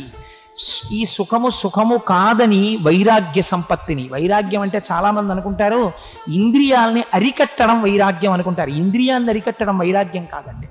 నేను మీకు ఒక ఉదాహరణ చెప్తాను. అంతకన్నా నేను నీచమైన ఉపమానం చెప్తే సభాముఖంగా బాగుండదు. ఒక వేసవికాలం ఉందనుకోండి, మీ ముందు ఒక గ్లాసుడు మజ్జిగ తీసుకొచ్చి అక్కడ పెట్టి చల్లటి ఒక శీతల పానీయాన్ని తీసుకొచ్చి అక్కడ పెట్టారనుకోండి, మీరు ప్రయత్నపూర్వకంగా ఆ శీతల పానీయం వంక చూసి ఏదో మనసు చంపుకొని తాగకుండా ఎలాగో అలా నిగ్రహించుకుని దాన్ని వదిలిపెట్టడం కాదు, దాన్ని చూసి ఇది నా ఆరోగ్యమునకు భంగమును చేస్తుంది. పైకి చల్లగా కనపడుతుంది కానీ ఇది ఆరోగ్య భంగము, కాబట్టి నేను దీన్ని స్వీకరించాను అని గ్లాసులో ఉన్న మజ్జిగని ప్రీతితో మీరు సేవించి అటువైపు ఉన్నటువంటి కూల్ డ్రింక్ సీసా వంక చూసి కూడా మీ మనస్సు అయ్యో నేను తాగలేకపోయానే అని ఏడవకుండా ఉండగలిగితే దానికి వైరాగ్యం అని పేరు. ఇంద్రియములు చెలించకూడదు, ఇంద్రియాన్ని నిగ్రహించడం కాదు. ఎప్పుడు వస్తుంది అది? మీ భావన చేత వస్తుంది. ఇదే కన్నుదోయికి అన్యకాంతలడ్డంబైన మాతృభావన చేసి మరలువాడు. మన శాస్త్రం ఎంత గొప్పదో తెలుసా అండి. విరుగుడు చెప్తుంది, పరద్రవ్యానిలోష్టవత్. నీకు అస్తమానం ఇంకోళ్ళ డబ్బు తీసుకుందాం అనిపిస్తోంది, ఎలా మార్చుకుంటావు మనస్సుని? దాన్ని రాయి అనుకో. రాయి తీసుకొచ్చి జేబులో పెట్టుకుని ఇంటికి పట్టుకెడతావు. నాకెందుకు ఈ రాళ్ళు రప్పలు, నాకు అక్కర్లేదని రాయిగా చూడు. మాతృవత్ పరదారాణి. వేరొకరి భార్య కనబడితే అమ్మా అని, మా అమ్మ, మా తల్లి అన్నపూర్ణం ఇవాళ నా ఎదుట ఇలా సాక్షాత్కరించింది అని మనసులో భావన చేయి. ఇంద్రియాలు అరికట్టబడతాయి. ఇంద్రియముల యందు చలనము లేని స్థితిలో మనస్సు నిలబడితే దానికి వైరాగ్యం అని పేరు. అమ్మ నాకు అది కావాలి. జ్ఞాన వైరాగ్య సిద్ధ్యర్థం భిక్షాం దేహి చ పార్వతి. ఇలా అడిగిన వాళ్ళకి ఏమిస్తుందో తెలుసా అండి? అన్నాన్ని శరీరం నిలబెట్టుకోవడానికి ఇచ్చి ఇంట్లో దరిద్రం లేకుండా చేసి ఇప్పుడు భక్తి అనబడే అమృతాన్ని కూడా వడ్డిస్తుంది. ఇప్పుడు ఈ భక్తి ఎవరి పాదాలు చేరుస్తుంది? విశ్వనాథుడి పాదాల దగ్గరికి చేరుస్తుంది. అమ్మ అనుగ్రహం ఉన్నవాడు అయ్య దగ్గరికి చేరిపోతాడు. అందుకని మోక్షద్వారకవాట పాలనకరి కాశీపురాధీశ్వరి భిక్షాం దేహి కృపావలంబనకరి మాతాన్నపూర్ణేశ్వరి. ఇప్పుడు ఈ 5 ఇంద్రియాలు మనస్సు ఈశ్వరుడి సేవ యందు ఉత్సాహాన్ని పొందుతాయి. అబ్బా వెళ్ళాలి, చెయ్యాలి చెయ్యాలి చెయ్యాలి చెయ్యాలని తాపత్రయపడతారు. ఆ తాపత్రయం, ఆ ఉత్సాహం లేకపోతే అది ఎప్పుడు లౌకికమైన విషయాల వైపు తిరుగుతుంది. 3వది విశాలాక్షి. కాశీపట్టణంలో ఉన్న అమ్మవారి పేరేమిటండి? విశాలాక్షి. మీరు వెళ్ళి విశాలాక్షి దేవాలయాన్ని మీరు అందరూ చూసే ఉంటారు, చూడని వాళ్ళు ఎవరు ఉండరు ఇక్కడ. విశాలాక్షి దేవాలయానికి వెళ్ళి మీరు అమ్మవారిని చూశారనుకోండి, ఎంత ఉంటుందండి అమ్మవారు? నా అంత విగ్రహం కూడా ఉండదు, చిన్న మూర్తి ఉంటుంది. ఆ చిన్న మూర్తికి ఎంతంత కళ్ళు ఉంటాయి? ఓ ఇంతంత కళ్ళు ఉంటాయి. మరి ఇంకేమిటి విశాలాక్షి? పోనీ ఏదో పెద్ద పెద్ద కళ్ళతో పెద్ద మూర్తి వారాహిలా ఉంటుందా అంటే అలా ఏం ఉండదు ఆవిడ. మరి ఎందుకు ఆవిడ్ని విశాలాక్షి అని పిలుస్తారు అంటే, ఆవిడ్ని విశాలాక్షి అని పిలవడం కాదు, విశాలాక్షి దేవాలయములోనికి వెళ్ళినటువంటి వాడు చేయవలసినటువంటి భావన చెప్తోంది పురాణం. ఏమిటది అంటే, దృశాద్రాఘీయస్యాదరదలిత నీలోత్పల రుచా దవీయాంసం దీనం స్నపయ కృపయా మమపి శివే అంటారు శంకర భగవత్పాదులు. ఇన్ కంపారిజన్ డిగ్రీ చూసుకోవాలి. ఈ బ్రహ్మాండములన్నీ ఎంతవరకు ఉన్నాయని మీరు అనుకుంటున్నారో అంతకన్నా కొంచెం ఎక్కువ దూరం చూడగలిగినంత విశాలమైనటువంటి దృష్టి ఉన్నటువంటి తల్లి కాబట్టి ఆవిడ విశాలాక్షి. ఇప్పుడు మీరు కాశీ వెళ్ళి అమ్మవారికి నమస్కారం చేసి, అమ్మా నేను ఎక్కడున్నా ఈ కళ్ళమ్మా నన్ను చూసి రక్షిస్తున్నాయి, ఒకనాడు ప్రమాదంలో పడవలసిన వాణ్ణి గభాలన ఈ కళ్ళే చూసి నా యందు ప్రచోదనం చేసి అటెళ్ళకో అనిపించి ఇటెళ్ళేటట్టు చేసి 2 నిమిషాలు ఇలా వెళ్ళేటప్పటికి పెద్ద చప్పుడై ఏమిటని ఆగితే అక్కడ పెద్ద యాక్సిడెంట్. ఎలా తప్పింది నాకు యాక్సిడెంట్?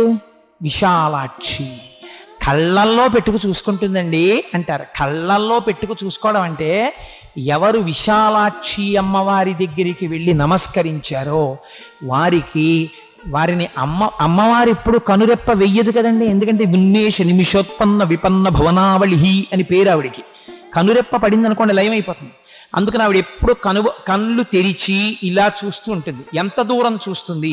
ఈ బ్రహ్మాండాలు ఎంతవరకు ఉన్నాయని మీరు అనుకుంటున్నారో అంతకన్నా ఎక్కువ దూరం ఆవిడ చూస్తుంటుంది. ఇప్పుడు మీకు రక్షణకి లోటు ఎక్కడుంది? కాబట్టి దీన్ని న్యాసము అంటారంటే, మీ రక్షణ భారమును విశాలాక్షి దగ్గర విడిచిపెట్టాలి. అమ్మా నీ దగ్గరికి వచ్చాను, నీకు నమస్కరించాను, నువ్వు విశాలాక్షివమ్మా, నేను ఎక్కడున్నా నువ్వు నన్ను చూడగలవు, ఇంకా నాకు బెంగే ఉందమ్మా, నేను హాయిగా సంతోషంగా బయలుదేరుతున్నాను. అమ్మ నేను ఎప్పుడైనా పొరపాటు చేసేటట్టుగా నా మనస్సు ప్రవర్తిస్తే వెంటనే నా మనస్సుని సరిదిద్ది ఎవరి రూపంలోనో వచ్చి నా మనస్సు భ్రంశమును పొందకుండా నన్ను కాపాడు స్మా తల్లి. ఇది మీరు అడగవలసింది విశాలాక్షిని. నీ మనస్సు సంస్కార బలాన్ని పెంచుకోవడానికి కావలసిన రక్షణ మీరు అడగాలి. అడిగి తిరిగి వస్తే విశాలాక్షి దర్శనం. కాశీక్షేత్రమునందున్నటువంటి మహోత్కృష్టమైనటువంటి లింగస్వరూపం వేరొకటి ఉంది. ఎక్కడితో తెలిసా అండి ఆ లింగస్వరూపం? మీరు విశ్వనాథుని యొక్క దేవాలయ సందర్శనం చేసి బయటికి వచ్చి తిరిగి వస్తున్నప్పుడు ఎడంచేతి పక్కన అన్నపూర్ణమ్మ దేవాలయము అని ఒక దేవాలయం ఉంటుంది. ఆ దేవాలయం లోపలికి మీరు వెళ్ళగానే కుడి చేతి పక్కకి తిరిగితే కోణంలో కొంచెం లోపలికి ఒక శివలింగం ఉంటుంది. శ్రీచక్రేశ్వరుడు అంటారు. చాలామంది అసలు ఆ శివలింగం దగ్గరికి వెళ్ళరు.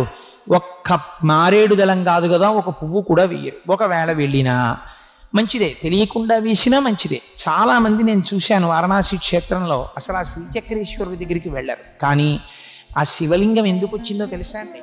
అసలు ఆ శ్రీచక్రేశ్వరుడు ఎంత శక్తివంతుడో చెప్తే మీరు ఆశ్చర్యపోతారు. భాస్కరరాయల వారిని వారు లలితా సహస్రనామ స్తోత్రానికి భాష్యం చేశారు. వారు భాష్యం చేస్తున్నప్పుడు మహాచతుషష్ఠి కోటి యోగిని గణసేవిత అని ఒక నామం అమ్మవారికి.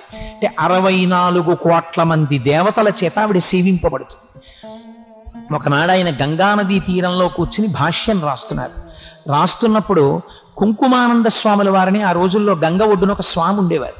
ఆయన చాలా మహానుభావుడు, గొప్ప పాండితీ ప్రకర్ష ఉన్నవారు. వారి దగ్గర ఉండేటటువంటి బ్రాహ్మణులు శిష్యులు కొంతమంది ఏమిటో లలితా సహస్రానికి భాస్కర్ రాయల వారు భాష్యం చేస్తున్నారట, అంత గొప్పవాడా, మేము వెళ్ళి కొన్ని ప్రశ్నలు వేస్తాం వెయ్యమా అన్నారు. అంటే కుంకుమానంద స్వామి అన్నారు అలాగే వెళ్ళి అడగండి అన్నారు. వీళ్ళందరూ వెళ్ళి ఆయన్ని అడిగారు, అయ్యా మీరు లలితా సహస్రానికి భాష్యం రాస్తున్నారు కదా, మహాచతుషష్ఠి కోటి యోగిని గణసేవిత అన్న నామంలో అమ్మవారిని సేవించే 64 కోట్ల మంది దేవతలు ఎవరు, ఏ వాహనం ఎక్కుతారు, వాళ్ళ పేర్లు ఏమిటి, ఏ ఆయుధాలు పట్టుకుంటారు, మాకు చెప్పండి అన్నారు. వెంటనే భాస్కర్ రాయల వారు అన్నారు, ఓహో మీకు వాళ్ళందరి పేర్లు వివరాలు కావాలా, ఒక పని చేయండి, సాయంకాలం స్నానం చేసి సంధ్యావందనం చేసుకుని రండి, వచ్చి గంగానది ఒడ్డున కూర్చోండి, మీ అందరికీ చెప్తానన్నారు. సాయంకాలం వీళ్ళందరూ స్నానం చేసి వచ్చి కూర్చున్నారు. కూర్చుని భాస్కర్ రాయల వారి వంక చూశారు. ఆయన ఒక్కసారి అమ్మవారికి నమస్కారం చేశారు. లలితా సహస్ర భాష్యం చేసే ముందు భాస్కర్ రాయల వారికి ఎన్ని ఆశ్చర్యకరమైన విశేషాలు జరిగాయండి. ఒక్క నమస్కారం చేసేటప్పటికి ఒకేసారి ఆకాశంలో 64 కోట్ల గొంతులు వినపడ్డాయి. ఎవరి పేరు, ఎవరి ఆయుధాలు, ఎవరి వాహనం వాళ్ళు చెప్పుకుంటున్నారు. అన్ని భాస్కర్ రాయల వారి గొంతుతో వినపడ్డాయి. వినపడితే బ్రాహ్మణులు ఆశ్చర్యపోయి కుంకుమానంద స్వామి దగ్గరికి పరిగెత్తారు. 64 కోట్ల గొంతులతో భాస్కర్ రాయలు ఎలా మాట్లాడాడని అడిగారు. ఇప్పుడు చూడండి మీరని వారు కమండలంలో నీళ్లు తీసి వాళ్ళ కళ్ళకి రాసి పంపారు. వాళ్ళు వెళ్ళి నిలబడితే 64 కోట్ల మంది దేవతలు గంగానదీ తీరంలో ఆకాశంలో నిలబడ్డారు. వాహనాల మీద నిలబడి ఎవరి వాహనాన్ని, ఎవరి పేరుని, ఎవరి శక్తిని వాళ్ళు చెప్పుకున్నారు. చెప్పుకుంటుంటే భాస్కర రాయల వారి కుడి భుజం మీద లలితామ్మ, ఎడం భుజం మీద శ్యామలాదేవి కూర్చుని దర్శనమిచ్చారు. అప్పుడు వచ్చి భాస్కర్ రాయల వారి కాళ్ళ మీద పడ్డారు. అప్పుడు భాస్కర్ రాయల వారు పొంగిపోయి, అమ్మా నా చేత ఇంత గొప్ప పని చేయించావా అమ్మా, భాస్కర్ రాయలకి కీర్తి కట్టపెట్టాలని తల్లి 64 కోట్ల మంది దేవతల పేర్లు చెప్పించావా అని వారణాసి క్షేత్రంలో అన్నపూర్ణమ్మ గుడిలో లోపలికి వెళ్ళగానే కుడి చేతి పక్కన ఉన్న కోణంలో శ్రీచక్రం మీద శివలింగ ప్రతిష్ఠ చేశారు. శివలింగం మీద శ్రీచక్రం ఉంటుంది, దానికి శ్రీచక్రేశ్వరుడు అని పేరు. అది సాక్షాత్ భాస్కరరాయ ప్రతిష్ఠితం. అంత గొప్ప శివలింగం అది లలితామ్మవారు దర్శనమిచ్చినప్పుడు వచ్చిన శివలింగం. అసలు నిజానికి ఆ శివలింగం దగ్గరికి వెళ్ళి నిశ్శబ్దంగా ఉంటుంది, ఎవ్వరూ ఉండరు అక్కడ. చక్కగా లోపలికి మెట్లు దిగాలి. లోపలికి వెళ్ళి అమ్మవారికి ఎర్రటి పూలంటే ప్రీతి, సర్వారుణ అనవద్యాంగి, ఎర్రటి పూలు పట్టుకెళ్ళి సువాసినులు ఆ శ్రీచక్రేశ్వరుడి మీద వేసి కాసేపు కూర్చుని లలితా సహస్రనామ స్తోత్రాన్ని చదువుకుని మనస్సులో లలితా సహస్రాన్ని పారాయణ చేసుకుని వస్తే ఎన్ని కోట్ల జన్మలకి కూడా వాళ్ళ 5వ తలానికి లోటు ఉండదు. అంత గొప్ప శివలింగం ఉంది అక్కడ. నేను ఈ మధ్యకాలంలో ఒక ప్లాన్ చేశాం, కొంతమందిని వారణాసి క్షేత్రానికి తీసుకెళ్ళి ప్రతిరోజు వారణాసిలో ఉన్నటువంటి విశేషాలు చెప్పి తీసుకెళ్ళి దర్శనం చేయించాలి అని. కానీ కారణాంతరాల చేత దాన్ని డ్రాప్ చేసాం అనుకోండి, దాన్ని ఎగ్జిక్యూట్ చేయలేదు. కానీ దాని వైభవానికి ప్రస్తావన చేయడం కోసమని మీకు ఈ మాట చెప్పాను. తరువాత మీరు అక్కడ తప్పకుండా గమనించవలసినటువంటి విశేషం కాశీక్షేత్రం గురించి ఒక రోజులో చెప్పంటే కుంజరయూధంబుదోమ కుత్తుకజొచ్చాను. ఇంకా నాకు రామేశ్వరం ఒకటి ఉండిపోయినట్టుంది. ఇంకా నేను ఎప్పుడు కాశీ పూర్తి చేయను, ఎప్పుడు కిందకి రామేశ్వరం రాను. సరే వచ్చేస్తాను, ఎంతసేపు, పెద్ద విశేషం ఏముందిలేండి. కానీ ఆ గంగా నది, గంగా స్నానమే గొప్ప. ఎందుకో తెలుసా అండి, గంగకున్న శక్తి ఏమంటే పాపహరణం. గంగలో స్నానం చేసినంత మాత్రం చేత పాపములు పోతాయి. శంకర భగవత్పాదులు ఏదైనా ఒక మాట చెప్తే అనవసరంగా చెప్పరు. మీరు ఒక విషయం గమనించండి, శంకరాచార్యుల వారి స్తోత్రాల్లో, శంకరాచార్యుల వారి సాహిత్యంలో మీకు క్షేత్రముల గురించినటువంటి ప్రస్తావన సాధారణంగా శంకరాచార్యుల వారు చేయరు. ఎక్కడో తప్ప అసలు వారు అటువంటి ప్రస్తావన చేయరు. అటువంటి శంకర భగవత్పాదులు భజగోవింద స్తోత్రంలో ఒక మాట అన్నారు, భగవద్గీత కించిదిదీత గంగాజలలవ కణికా పీత సకృతపియేన మురారి సమర్చ క్రియతే తస్య యమేన నచర్చ.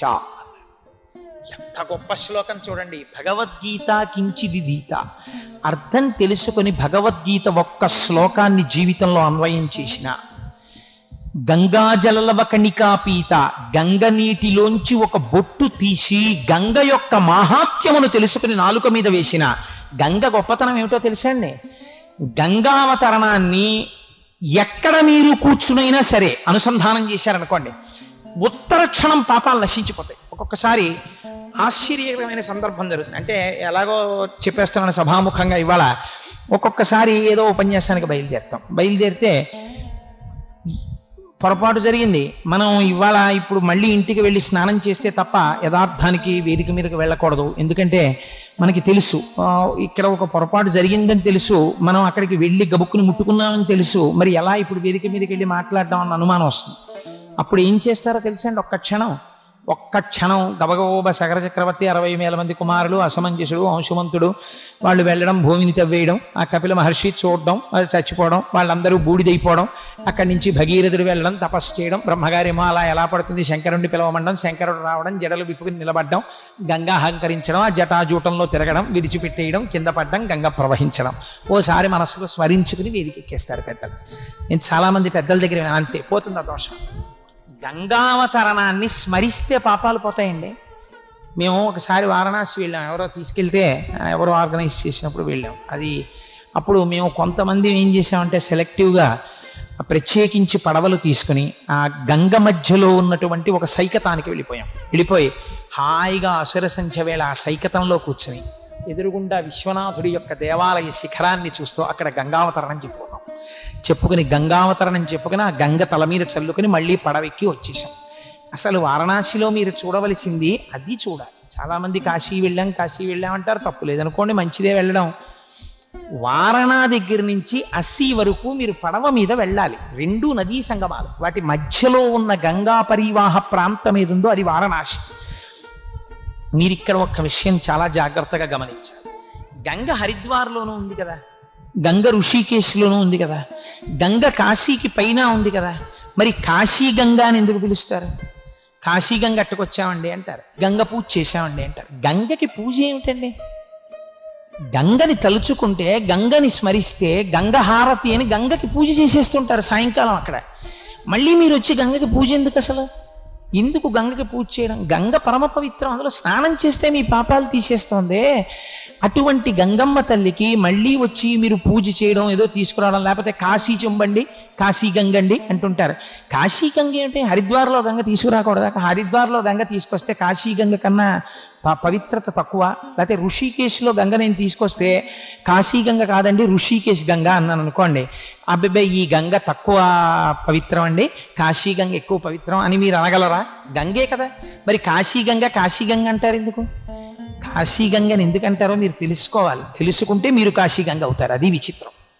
కాశీ గంగా అని ఎందుకంటారో తెలుసా అండి? గంగ అప్పటి వరకు దక్షిణ దిక్కుకు ప్రవహిస్తుంది.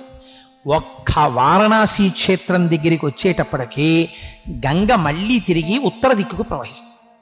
మనం కొన్ని కోట్ల జన్మల నుంచి ఉపాధులను మార్చుకుని దక్షిణ దిక్కుకు వెళ్ళిపోతున్నాం. ఊరికి దక్షిణాన శ్మశానం ఉంటుంది. ఏ శరీరం పుచ్చుకున్నా శ్మశానంలో, అంటే మళ్ళీ పంచభూతాల్లోకి వెళ్ళిపోతోంది. ఈ జన్మలో నేను ఈశ్వరుణ్ణి తెలుసుకోవాలి అని మీరు ప్రయత్నపూర్వకంగా మీ దృష్టికోణాన్ని తిప్పుకుని ఉత్తరాభిముఖులైతే ఉత్తర దిక్కున దక్షిణాన్ని చూస్తూ మృత్యువునందు భయం లేని వాడు కూర్చున్నాడు. వాడు మృత్యుంజయుడు, దక్షిణామూర్తి. దక్షిణానికి తిరిగి కూర్చున్నాడు. మీరు ఉత్తరానికి తిరిగి వాడికి నమస్కరించాలి. వాడు మిమ్మల్ని కూడా మృత్యుంజయుణ్ణి చేస్తాడు. కాబట్టి కాశీగంగని చూసి మీ జీవనమునందు మార్పు రావాలి. అది కాశీగంగ అంటే. అందుకని కాశీక్షేత్రానికి ఆ వైభవం. కాశీ ఎన్నో రకాలుగా వైభవాన్ని పొందుతుంది. అందుకే గంగ దగ్గరికి వెళ్ళి చూడగానే జీవితంలో నేను ఇది తెలుసుకోవాలన్న భావన మీరు పొందాలి. సరే, అటువంటి కాశీక్షేత్రం, ఆ కాశీక్షేత్రంలో కాలభైరవుడు మహానుభావుడైన భైరవ యాతన అని ఒకటి ఉంటుంది మనకి. భైరవ యాతన అంటే ఈశ్వరుడు ఇచ్చినటువంటి శరీరాన్ని, ఈశ్వరుడు ఇచ్చినటువంటి శ్వాసల్ని ఎవరు దుర్వినియోగం చేస్తారో అటువంటి వాళ్ళని యమదండన విధించినట్టే భైరవుడు యాతన పెడతాడు. అసలు ఆ భైరవుడు యొక్క ఘోర రూపాన్ని చూడడమే చాలా భయంకరంగా ఉంటుంది. ఆ భైరవుడి గురించి కాలభైరవాష్టకం పఠంతి ఏ మనోహరం జ్ఞానముక్తి సాధనం విచిత్ర పుణ్యవర్ధనం శోకమోహ దైన్య లోభ కోపతాపనాశనం te ప్రయాంతి కాలభైరవంగ్రి సన్నిధిం ధ్రువం అని ఆ కాలభైరవుడు ఇప్పటికీ కూడా మనం అందుకే కాశీ నుంచి వస్తే ఒక కుక్క మెళ్ళలో కాలభైరవ స్వరూపాన్ని చూసి గారెల దండ వేయడం అనేటటువంటి సంప్రదాయం ఒకటి వచ్చింది. ఆ కుక్క యజమానికి రాబోయేటటువంటి మృత్యువుని గమనించి మోరలెత్తి ఏడుస్తుంది అని. ఆ కాలభైరవుడు ఆయనకున్న లక్షణం ఏమంటే వారణాసి క్షేత్రంలోకి వీడిని ప్రవేశపెట్టడమా, వీడు అడుగు పెడితే లోపలికొస్తే వీడి పాపరాశి ధ్వంసం అవుతుంది, వీడికి గంగా స్నానం ఇవ్వడమా, అందుకని వీడిని ఎలా లోపలికి రాణిస్తామని కాలభైరవుడి యొక్క అనుగ్రహం ఉంటే తప్ప లోపలికి రాలేదు. భైరవ యాతనని పొందుతాడు. అందుకని కాలభైరవుడికి నమస్కరించి పునర్దర్శనాన్ని అడగాలి. అయా కాశీక్షేత్ర, అందుకే బయలుదేరే ముందు క్షేత్రపాలకుడు కాబట్టి ఆయనకి నమస్కారం. అయ్యా మేము బయలుదేరితే వచ్చేస్తామని నమ్మకం ఏం లేదు, నువ్వు ఉన్నావు బయట, నీ అనుగ్రహం ఉండాలి. కాబట్టి స్వామి కాలభైరవ మాకు కాశీ క్షేత్ర ప్రవేశాన్ని కల్పించు.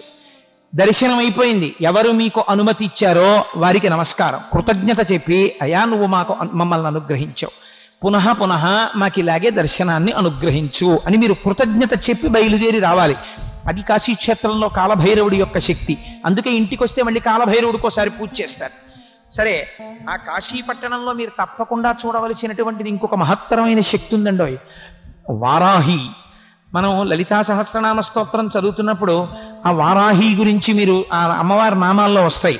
ఇప్పుడు నేను ఆ శ్లోకాలు, పద్యాలు, ఆ నామాలు వాటన్నింటినీ పక్కన పెట్టి కేవలం వ్యాఖ్యానం మాత్రమే చేస్తున్నాను. ఆ వారాహి కాశీ పట్టణంలో చీకటి పడగానే ఆవిడ తిరగడం ప్రారంభం చేస్తుంది. చీకటి పడగానే ఆవిడ క్షేత్రపాలకురాలు, ఆవిడ తిరుగుతుంది కాశీ అంతా. వారాహి దర్శనాన్ని మామూలుగా మీరు ఇలా ఎదురుగుండా వెళ్ళి కూడా చూడలేరు, చూడడానికి భయపడతారు. అందుకని ఎంత ధైర్యం ఉన్నవాడు, ఎంత గుండె ధైర్యం ఉన్నవాడు కూడా వారాహి క్షేత్రంలో అమ్మవారి ముందుకెళ్ళి నిలబడి అమ్మవారిని చూడరు. ఆవిడికి ఏం చేస్తారంటే తెల్లవారిన తర్వాత 4:30-5 గంటలకి ఇంకా సూర్యోదయం అవుతుందనగా అమ్మవారు తిరిగి వచ్చేస్తుంది. తిరిగి వచ్చేసి దేవాలయ ప్రవేశం చేస్తుంది. అర్చకులు కూడా ఒక్క 10 నిమిషాలు 20 నిమిషాలు లోపలుండి గబగబా అమ్మవారికి పూజ చేసేసి తలుపులు వేసేస్తారు. ఆవిడ పగటి పూట పడుకుని నిద్రపోతుంది. కాబట్టి మీరు సూర్యోదయం అయిపోయే లోపల వారాహి దర్శనం చేసేయాలి. వారాహి దేవాలయం పైకి వెడితే స్లాబ్కి కన్నాలు ఉంటాయి, ఒక 4-5 కన్నాలు. అక్కడ నిలబడి మీరు ఆ కన్నాల్లోంచి చూస్తే వారాహి రూపం కనపడుతుంది. అసలు ఆ కన్నంలోంచి అమ్మవారిని చూస్తేనే అమ్మ బాబోయ్ అని ఒళ్ళు పులకరించి అలా నిలబడిపోతారు. అలా ఉంటుంది ఆవిడ తేజస్సు. ఆవిడ she's the chief commander of the armed forces of Lalitambika. ఆవిడ సర్వ సైన్యాధ్యక్షురాలు లలితాపరా భట్టారిక స్వరూపానికి. అందుకని ఆ వారాహి దర్శనం చేసుకుంటారు. సరే, ఇన్ని రకాలుగా కాశీ క్షేత్రము అత్యద్భుతమైనటువంటి క్షేత్రం. అందుకే కాశీ వెళ్ళినటువంటి వాడు కాటికెళ్ళినవాడు అనేవారు. కాటికెళ్ళినవాడు అనడానికి కారణం ఏంటంటే కాటికెళ్ళినవాడు తిరిగి రాడు కదా, కాశీ వెళ్ళినవాడు కూడా మోక్షాన్ని పొందుతాడు. పూర్వకాలంలో ప్రయత్నపూర్వకంగా కాశీక్షేత్ర దర్శనమే లక్ష్యంగా పెట్టుకుని వెళ్ళిపోయి ఆ కాశీలో ఉండిపోయేవారు. ఇంకా కొంతకాలం అయిపోయిన తర్వాత సంసారంలో ఏదో 2 తరాలు 3 తరాలు చూసేసాను చాలనుకుంటే ఇంకా కాశీ వెళ్ళిపోయేవారు. సరే, ఒక్క విషయం నేను మనవి చేయకపోతే కాశీక్షేత్రం గురించి నేను అన్యాయంగా చెప్పిన వాడిని అవుతాను. మీరు కాశీలో పుణ్యం చేస్తే ఎన్ని కోట్ల రెట్లు ఫలితం పడుతుందో కాశీ వెళ్ళి అమర్యాదగా ప్రవర్తించినా కూడా మీకు పాపము అన్ని కోట్ల రెట్లు పడుతుంది. కాబట్టి కాశీ వెళ్ళిన వాళ్ళు చాలా మర్యాదగా ప్రవర్తించడం నేర్చుకోవాలి. కాశీ క్షేత్రం మనతో రాలేదు కదా, ఎవడో పక్కన లేడు కదా అని వ్యంగ్యాలు, వెటకారాలు, ప్రసంగాలు అక్కడ చేశారనుకోండి, చూసేవాడు ఉన్నాడు, వాడేస్తాడు ఖాతాలు. కాబట్టి కాశీ వెళ్ళినవాడు పాపకర్మ చేయకూడదు. త్రికరణ శుద్ధిగా మంచి బుద్ధితో ఉండడం నేర్చుకోవాలి. పరమ భక్తి భావనతో సాంసారికమైన అన్ని విషయములకు దూరంగా ఈశ్వరుడు యందు భక్తి భావనతో మాత్రమే వారణాసిలో ఉండాలి. రెండవ క్షేత్రం రామేశ్వరం గురించి ప్రస్తావన చేయమన్నారు. నన్ను క్షమించండి, కాశీ క్షేత్రం గురించి మాట్లాడడం అంటే ఒక 7 రోజులు చేయవలసిన ప్రసంగం అది. నేను అప్పటికీ చాలా శ్లోకాలు వదిలేశాను. కనీసం ఏంటి ఆ మాట కూడా నేను అనలేదు. గంగా తరంగ రమణీయ జటాకలాపం గౌరీ నిరంతర విభూషిత వామభాగం నారాయణ ప్రియ మనంగ మదాపహారం వారాణసీపురపతిం భజ విశ్వనాథం. ఈ క్షేత్రం అండి కాశీ క్షేత్రం అంటే. సరే, అందుచేత రెండవ క్షేత్రం రామేశ్వరం గురించి ప్రస్తావన చెయ్యి అన్నారు. రామేశ్వరం ఒక మహోత్కృష్టమైన క్షేత్రం. ఇక్కడ మీకు నేను ఒక విషయాన్ని విజ్ఞాపన చెయ్యాలి. కాశీ క్షేత్రానికి నేను వెడతాను అని మీరు సంకల్పం చేసుకుని మీరు కాశీ వెళ్ళలేదనుకోండి, మీకు ఏం పాపం వెయ్యరు ఖాతాలో. కానీ నేను రామేశ్వరం వెడతాను అన్నారనుకోండి మీరు వాచికంగా, అని మీరు రామేశ్వరానికి వెళ్ళలేదనుకోండి మీ ఖాతాలో పాపం వేస్తారు. ఇక్కడ రామేశ్వరం వెళ్ళలేదు. అందుకే ఏ క్షేత్రానికైనా నేను వెడతాను అనొచ్చు, తప్పులేదు. రామేశ్వరం వెడతాను అనుకోండి. రామేశ్వరం విషయంలో ఏమనాలంటే ఈశ్వర రామేశ్వరం తీసుకెళ్ళు అనాలి. ఈశ్వరానుగ్రహం ఉండి వేరొక్కసారి రామేశ్వరం దర్శనం ఇప్పిస్తే బాగుండండి అనాలి. అంతే తప్ప రామేశ్వరం ఇంకో మాట వెడతానండి అన్నారనుకోండి, వెళ్ళలేదనుకోండి పాపం పడుతుంది ఖాతాలో. రామేశ్వరం అటువంటి క్షేత్రం. రామేశ్వరం ఒక ద్వీపం యథార్థమునకు. అది భారతదేశానికి 4 చోట్ల ఉన్నటువంటి క్షేత్రములు 4 ఉన్నాయి. ఇందులో తూర్పున జగన్నాథ్, పశ్చిమమున ద్వారక, ఉత్తరమున బదరి, దక్షిణమున రామేశ్వరం. ఈ 4 కూడా సమానమైనటువంటి ప్రతిపత్తి కలిగిన క్షేత్రాలు. ఇందులో రామేశ్వరానికి ఉన్న గొప్పతనం, వాల్మీకి రామాయణం పరమ సత్యం. ప్రతి చిన్న విషయం కూడా వాల్మీకి రామాయణంలో సత్యం. కానీ వాల్మీకి రామాయణంలో ఎక్కడ రామేశ్వరంలో శివలింగ ప్రతిష్ఠ రామచంద్ర ప్రభువు చేశారని లేదు.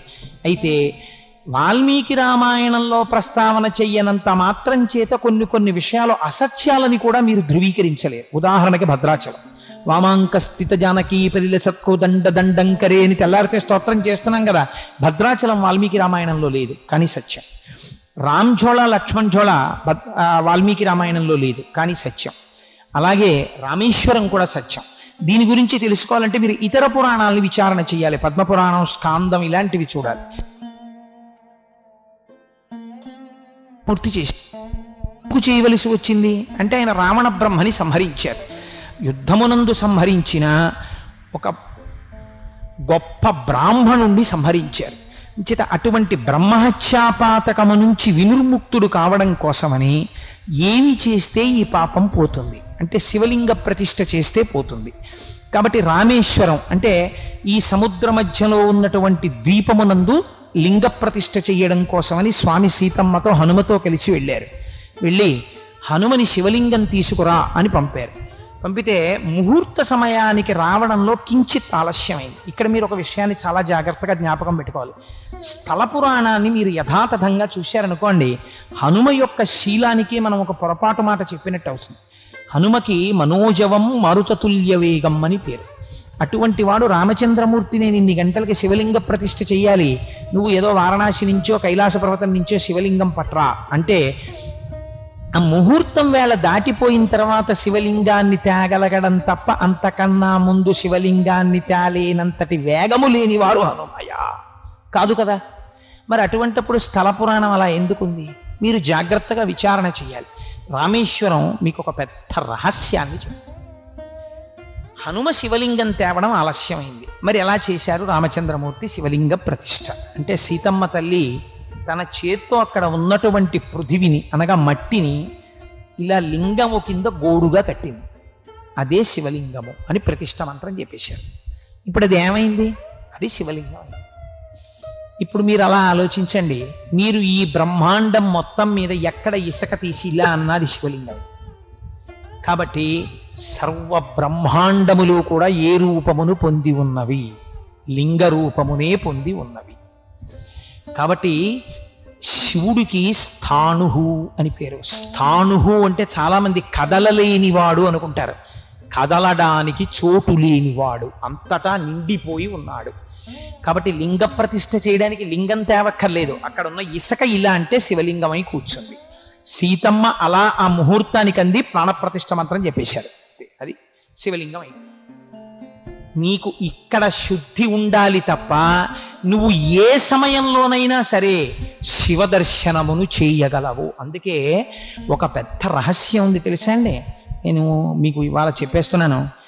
ప్రాణోత్క్రమణం అయిపోతున్నప్పుడు మారేడు దళాలతో కూడినటువంటి నీరు ఆయన నోటిలో పొయ్యాలి ఎలా అని అనుమానం వచ్చింది అనుకోండి.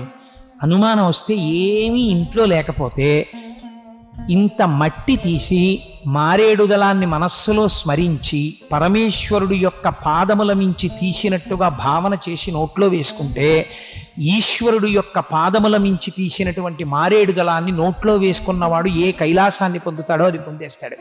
నాకు తెలుసు కొంతమంది పెద్దలు జాతకం చూసుకుని, గొప్ప జ్యోతిష విద్వాంసుడు ఒక మహాపురుషుడు ఒక ఆయన, మేము ఏలూరులో ఉన్న రోజుల్లో ప్రాణోత్క్రమణం అయ్యే అవకాశం సంధ్యావందనం చేసుకుని దక్షిణాభిముఖుడై కూర్చుని పంచాక్షరి మహామంత్రం చదువుతూ ఇంకొక 10 నిమిషాల్లో వెళ్ళిపోవచ్చు, దాటానా బతుకుతాను, ఉన్నానా ఈ గండానికి లొంగానా వెళ్ళిపోతాను అనుకుని మట్టి తీసి మారేడు దళాన్ని స్మరించి నోట్లో వేసుకుని మ్యాసివ్ స్ట్రోక్ వచ్చి ప్రాణం వదిలిపెట్టేసి ఆయన అలాగే తీర్థ ప్రజ కింద కూర్చోబెట్టి తీసుకెడుతున్నప్పుడు రుద్రభూమికి ఆ రోజుల్లో చిన్న వయసులో నేను కూడా చూశాను. కనుక అటువంటి మహాపురుషులు ఉన్నారు ఈ భూమి మీద. కనుక ఆ సీతమ్మ తల్లి శివలింగాన్ని ప్రతిష్ఠించడం మనందరికీ ఒక పాఠాన్ని నేర్పడం. ఆ తరువాత హనుమ శివలింగాన్ని తీసుకొచ్చారు, దాన్ని కూడా ప్రతిష్ఠ చేశారు. 2 శివలింగములు ఉంటాయి రామేశ్వరంలో. రామేశ్వరానికి ఉన్న గొప్పతనం ఏమిటో తెలుసా అండి? ఈశ్వరుడు యొక్క శాసనాన్ని మీకు చెప్తుంది. పిల్లలు సముద్రంలో పడి కొట్టుకుని ఆడుకుంటూ ఉంటారండి రామేశ్వరంలో. ఎంత దూరం వెళ్ళండి ఆ కెరటం కాళ్ళు తడుపుతుంది తప్ప రామేశ్వరంలో కొట్టుకుపోయాడన్నవాడు మీకు ఎవరు కనబడ్డారు? చిన్ని కెరటాలు వచ్చి అలా వస్తుంటాయి. ఆ రామేశ్వర క్షేత్రంలో సేతు స్నానం చేసి సముద్ర స్నానం చేసి మీరు రామేశ్వరం గుళ్ళోకి వెడితే ఎన్ని బావులు. అయితే మీరు రూపాయో 2 రూపాయలు ఎక్కువ ఇస్తే వాళ్ళు కాస్త తలమించి పోస్తారు, లేకపోతే ఇలా కొడతారు, గుళ్ళకి తగులుతాయి నీళ్లు. ఎందుకు వచ్చిన గొడవ అని ముందే వాళ్ళ దగ్గర బేరం ఆడకుండా వాడు 10 అడిగితే నేను 20 రూపాయలు ఇస్తాను, కాస్త తల మీద పొయ్యి అంటే ఆ బావుల దగ్గరికి తీసుకెడతారు. ఎందుకు తీసుకెడతారో తెలుసా అండి? అనవసరంగా తవ్వినవి కావవి. అవి రామచంద్రమూర్తి యొక్క పరివారం ఈశ్వరుణ్ణి తలుచుకుని తవ్వితే అందుకే అందులో ఆ గజుడు కవాక్షుడు మొదలైనటువంటి వాళ్ళు తవ్విన బావులు ఉన్నాయి. సరస్వతి బావి, లక్ష్మీ బావి, ఇవన్నీ. వాటిల్లో ఒక్కొక్క బావిలోని నీటికి ఒక్కొక్క ఓషధీ శక్తి ఉన్నది. దీని గురించి నేను ఈ మధ్య ఒకసారి గత సంవత్సరం మా కామరాజు గారు, దొరగారు వీళ్ళందరూ కూడా వచ్చారు మాతోటి. మేము యాత్రకు వెళ్ళినప్పుడు త్రయంబకం దగ్గర గోదావరి ఒడ్డున నిలబడితే అక్కడ మాకు ఒక ఆయన వచ్చి ఒక మాట చెప్పారు. ప్రపంచంలో మీరు ఎక్కడైనా సరే ఒక నీటిలోకి తీసుకెళ్ళి ఒక ఎముకని వేస్తే అది కరగడానికి చాలా కాలం పడుతుంది. నీటిలో ఎముక కరగదో పట్టాన.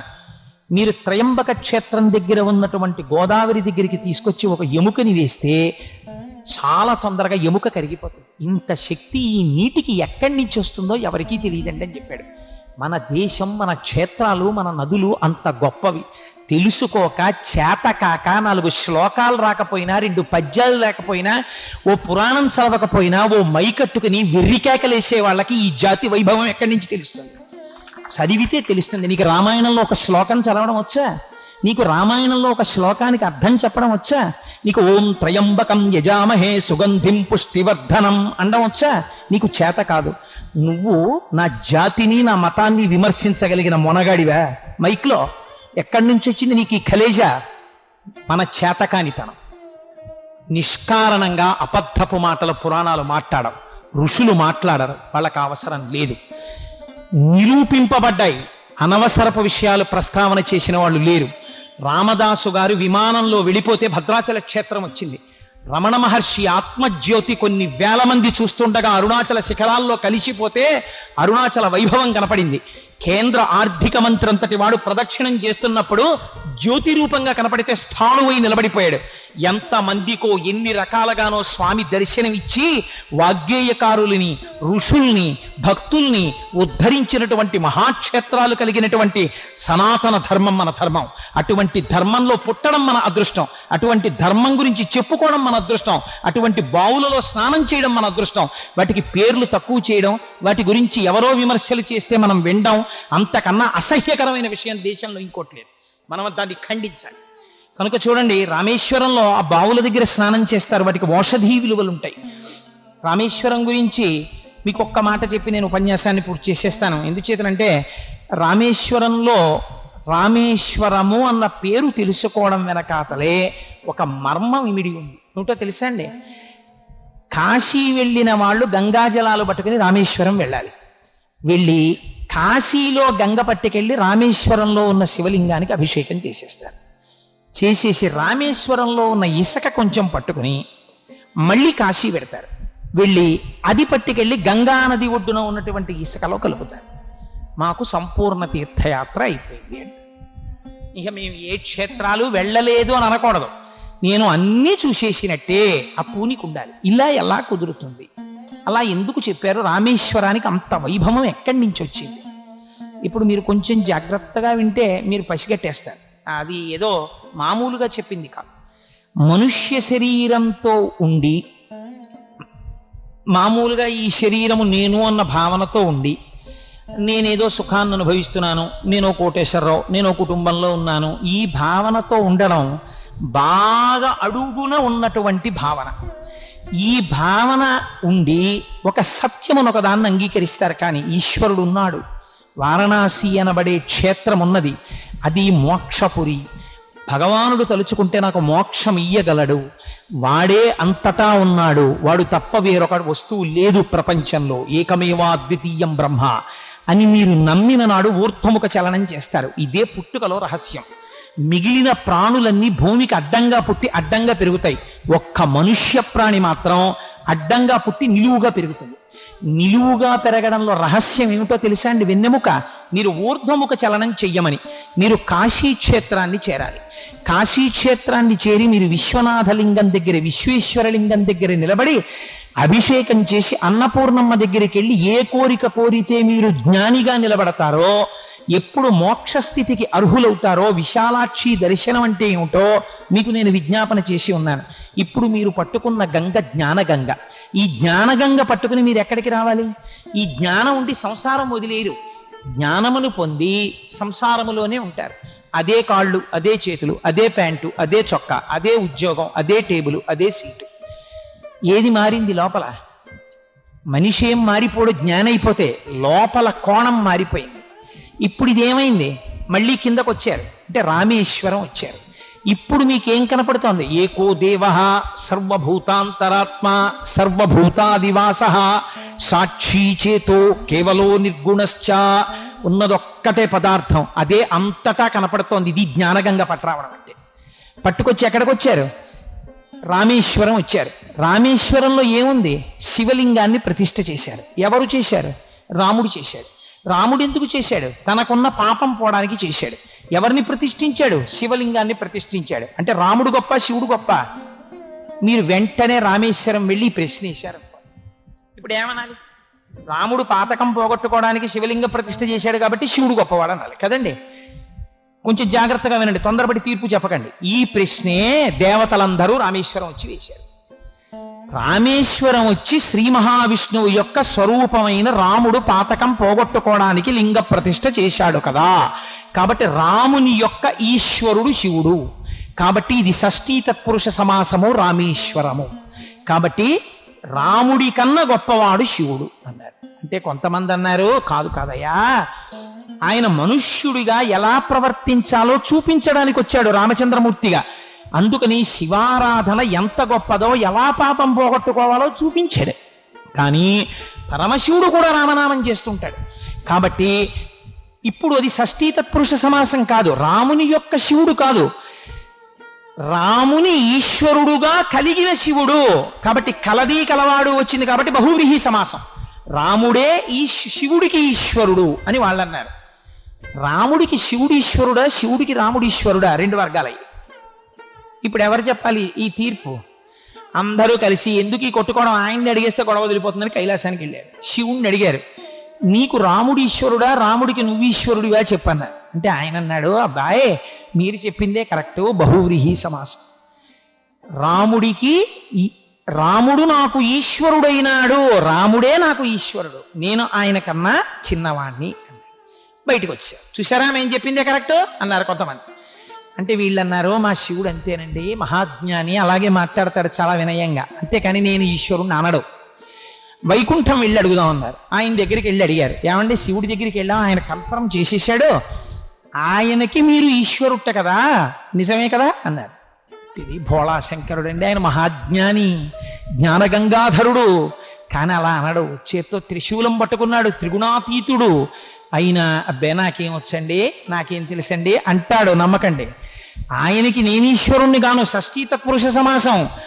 రాముని యొక్క ఈశ్వరుడు ఆయనే నాకు ఈశ్వరుడు అన్నాడు. వీళ్ళు బయటికి వచ్చి అందరూ తలలు గోక్కున్నారు. ఆయన దగ్గరికి వెళ్తే అలా అంటాడు, ఈయన దగ్గరికి వెళ్తే ఇలా అంటాడు, పేరు చూస్తే రామేశ్వరం, రాముడు శివ ప్రతిష్ఠ చేశాడు, అసలు ఏమిటి క్షేత్రం? కాబట్టి ఇప్పుడు ఎవరి దగ్గరికి వెళ్ళాలి? ఇంటి పెద్ద ఆయన ఒక ఆయన ఉన్నాడు, 4 వేదాలు 4 ముఖాలతో చెప్పే ఆయనకి తెలుసు సమస్తం, బ్రహ్మహత్యాపాతకం బ్రహ్మాస్త్రం అన్నీ ఆయనవే కదా, అందుకని ఆయన దగ్గరికి వెడదాం పదండి అన్నారు. వెళ్ళారు. ఏమిరా ఇంతమంది వచ్చారు, ఏమైంది అన్నాడు ఆయన. ఏం లేదండి, రాముని యొక్క ఈశ్వరుడా, శివుడిని రాముని ఈశ్వరుడుగా కలిగిన వాడా, ఏది ఇందులో సత్యం అన్నారు. ఓరి మీ అసాధ్యం కుల, షష్ఠీ తత్పురుషము కాదు, బహువ్రీహి కాదురా, రాముడే ఈశ్వరుడు అయినాడు, విశేషణ పూర్వక కర్మధారయ సమాసం, రెండులే ఉన్నది ఒక్కటే అన్నాడు. అన్న ఇదనమాట రహస్యం. ఆయనే రాముడిగా ఉన్నాడు, ఆయనే శివలింగాన్ని ప్రతిష్ఠించుకున్నాడు, ఆయనే ఈయన. తత్వం తత్వం అసి తత్వమసి. ఎంత గొప్ప క్షేత్రం రా ఇది జ్ఞానం అంటే. ఇప్పుడు ఇది ఏమైంది? పగటిపూట మీరు భోజనం చేసినప్పుడు సత్యం తత్తేన పరిశించామి, సత్యము ఋతమగుగాక అంటే ఏది సత్యమో అది ఋతము, నేను లోపల నమ్ముతున్నది నేను పలుకుతున్నదగుగాక. రాత్రి అయితే ఋతం త్వా సత్యేన పరిశించామి, ఋతము సత్యమగుగాక. కాశీ నుంచి రామేశ్వరానికి వచ్చారు, వచ్చి ఈ గంగాజలాన్ని తీసుకెళ్ళి అక్కడ పోశారు. అంటే ఇప్పుడు ఏమైంది? క్రిందకొచ్చేసి మళ్ళీ సంసారములో ఉన్నా మీకు సంసారము మీ జ్ఞానమునకు ప్రతిబంధకము కాదు, మీరు అంతటా ఈశ్వరుణ్ణి చూడగలిగిన స్థితిలో ఉన్నారు. ఇప్పుడు మళ్ళీ ఇక్కడ ఇసుక పట్టుకుని ఎక్కడికి వెళ్ళారు? గంగ దగ్గరికి వెళ్ళారు. వెళ్ళి ఏం చేశారు? ఈ ఇసుక అక్కడ సమర్పించారు గంగ ఒడ్డున. ఈ ఇసుక అక్కడ సమర్పించడం అంటే అర్థం ఏమిటి? మనం అన్నీ కూడా చివరికి దేని కింద మారిపోతాయి? ప్రపంచంలో భస్మ కింద మారిపోతాయి. భస్మకి చివరి రూపమైనటువంటి మట్టికి అభేదం. ఇప్పుడు సముద్రపు ఒడ్డున ఉన్నటువంటి ఇసుక పట్టుకెళ్ళి కాశీలో ఉన్నటువంటి గంగ ఒడ్డున వేస్తే ఏమైంది? భస్మ తెలుసుకున్నారు. భస్మ అంటే ఏమిటో తెలుసా అండి? భ అంటే భగవంతుని, స్మ అంటే స్మరించుట. ఇది నేను వదిలిపెట్టేశాను చాలా జన్మలు, దానివల్ల తిరిగాను చక్రంలో. ఇప్పుడు నాకు తెలిసింది అంతటా ఈశ్వరుడే ఉన్నాడు. ముష్టివాడి రూపంలో నారాయణుడే, శివుడి రూపంలో నారాయణుడే, నాలో నారాయణుడే, సభ రూపంలో నారాయణుడే, అంతటా నారాయణుడే, అంతర్బహిష్యత సర్వం వ్యాప్య నారాయణ స్థిత. కాబట్టి ఎప్పుడూ నారాయణ స్మరణమే. ఇప్పుడు ఏం చేశారు? ఈ ఇసుక అక్కడ వేశారు గంగ ఒడ్డున. అంటే ఇప్పుడు మీరు ఏమయ్యారు? భస్మ స్థితిని తెలుసుకున్నారు. కాబట్టి ఇప్పుడు మీరు ఇంకే క్షేత్రానికి వెళ్ళాలి? సంపూర్ణ తీర్థయాత్ర. అంటే మీరు అన్నీ తెలిసేసుకున్నారు.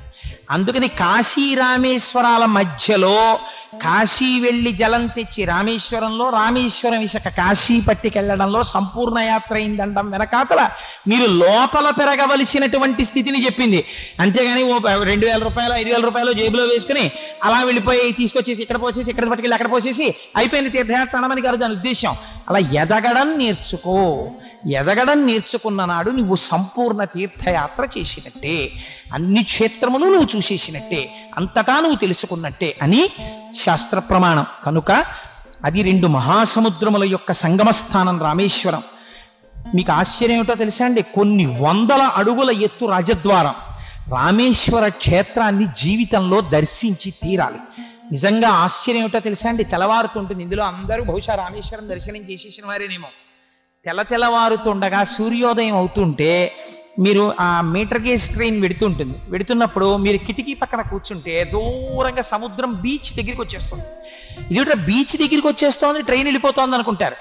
సడన్ గా ట్రైన్ బ్రిడ్జ్ ఎక్కడం, ట్రైన్ చక్రాలు మీకు కనపడవుగా, మీరు కిటికీ పక్కన కూర్చున్నారు, సముద్రం మొదలైపోతుంది. ఇది సముద్రం మీద వెళ్ళిపోతుంది రైలు అనుకుంటారు.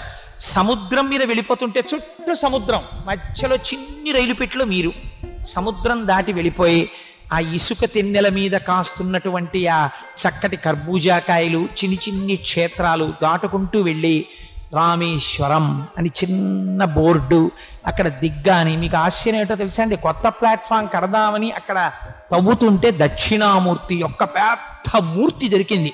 రైల్వే వాళ్ళే రైల్వే ప్లాట్ఫామ్ మీద దక్షిణామూర్తికి అద్భుతమైన మందిర నిర్మాణం చేశారు. అంత గొప్ప క్షేత్రం రామేశ్వర క్షేత్రం. అక్కడ సంతానము లేనివారు సుబ్రహ్మణ్యేశ్వర స్వామి వారికి అద్భుతమైనటువంటి పూజలు కూడా చేస్తుంటారు రామేశ్వరంలోని. కనుక అంత వైభవోపేతమై ఆ కాశీరామేశ్వరాలు అంత గొప్ప క్షేత్రములయ్యాయి. కనుక మనకి స్మరణ మాత్రం చేత గొప్ప పుణ్యాన్నిచ్చి పాపదహనము చేయగలిగిన క్షేత్రములలో అగ్రగణ్యమై చెప్పబడిన క్షేత్రములు కాశీ, రామేశ్వరం, తిరుమల, శ్రీరంగం, తిరువణ్ణామలై, అరుణాచలం ఇలాంటివి ఉన్నాయి. ఒక అసుర సంధ్య వేళ కూర్చుని మనందరం చక్కగా కాశీరామేశ్వరాల గురించి ఇంతసేపు మాట్లాడుకోవడం బహుశా ఈశ్వరుడు యొక్క గొప్ప అనుగ్రహం. కాసేపు పిల్లలందరూ దాన్ని తలుచుకుంటే వాళ్ళందరి పాపాలని తీసేయాలి అని అనుకుని ఉండి ఉంటాడు. అందుకని ఇవాళ వారి ద్వారా నా చేత కాసేపు కాశీరామేశ్వరాల ప్రస్తావన స్వామి చేయించాడు. చాలా సంతోషం. మంగళాశాసనపరై పదాచార్య పురోగమై సర్వైశ్చ పూర్వైరాచార్యై సత్కృతాయాస్తు మంగళం. మంగళం కోసలేంద్రాయ మహనీయ గుణాత్మనే చక్రవర్తి తనూజాయ సర్వభౌమాయ మంగళం. ఉమాకాంతాయ కాంతాయ కామితార్థప్రదాయిని శ్రీగిరీశాయ దేవాయ మలినాథాయ మంగళం. కరచరణ కృతం వా కర్మ వాక్కాయజం వా శ్రవణనైనజం వా మానసం వాపరాధం విహితం వా సర్వమేత్తక్షమస్వ. శివ శివ కరుణాబ్ధే శ్రీ మహాదేవ శంభో. సర్వం శ్రీ ఉమామహేశ్వర పరబ్రహ్మార్పణమస్తు. స్వస్తి.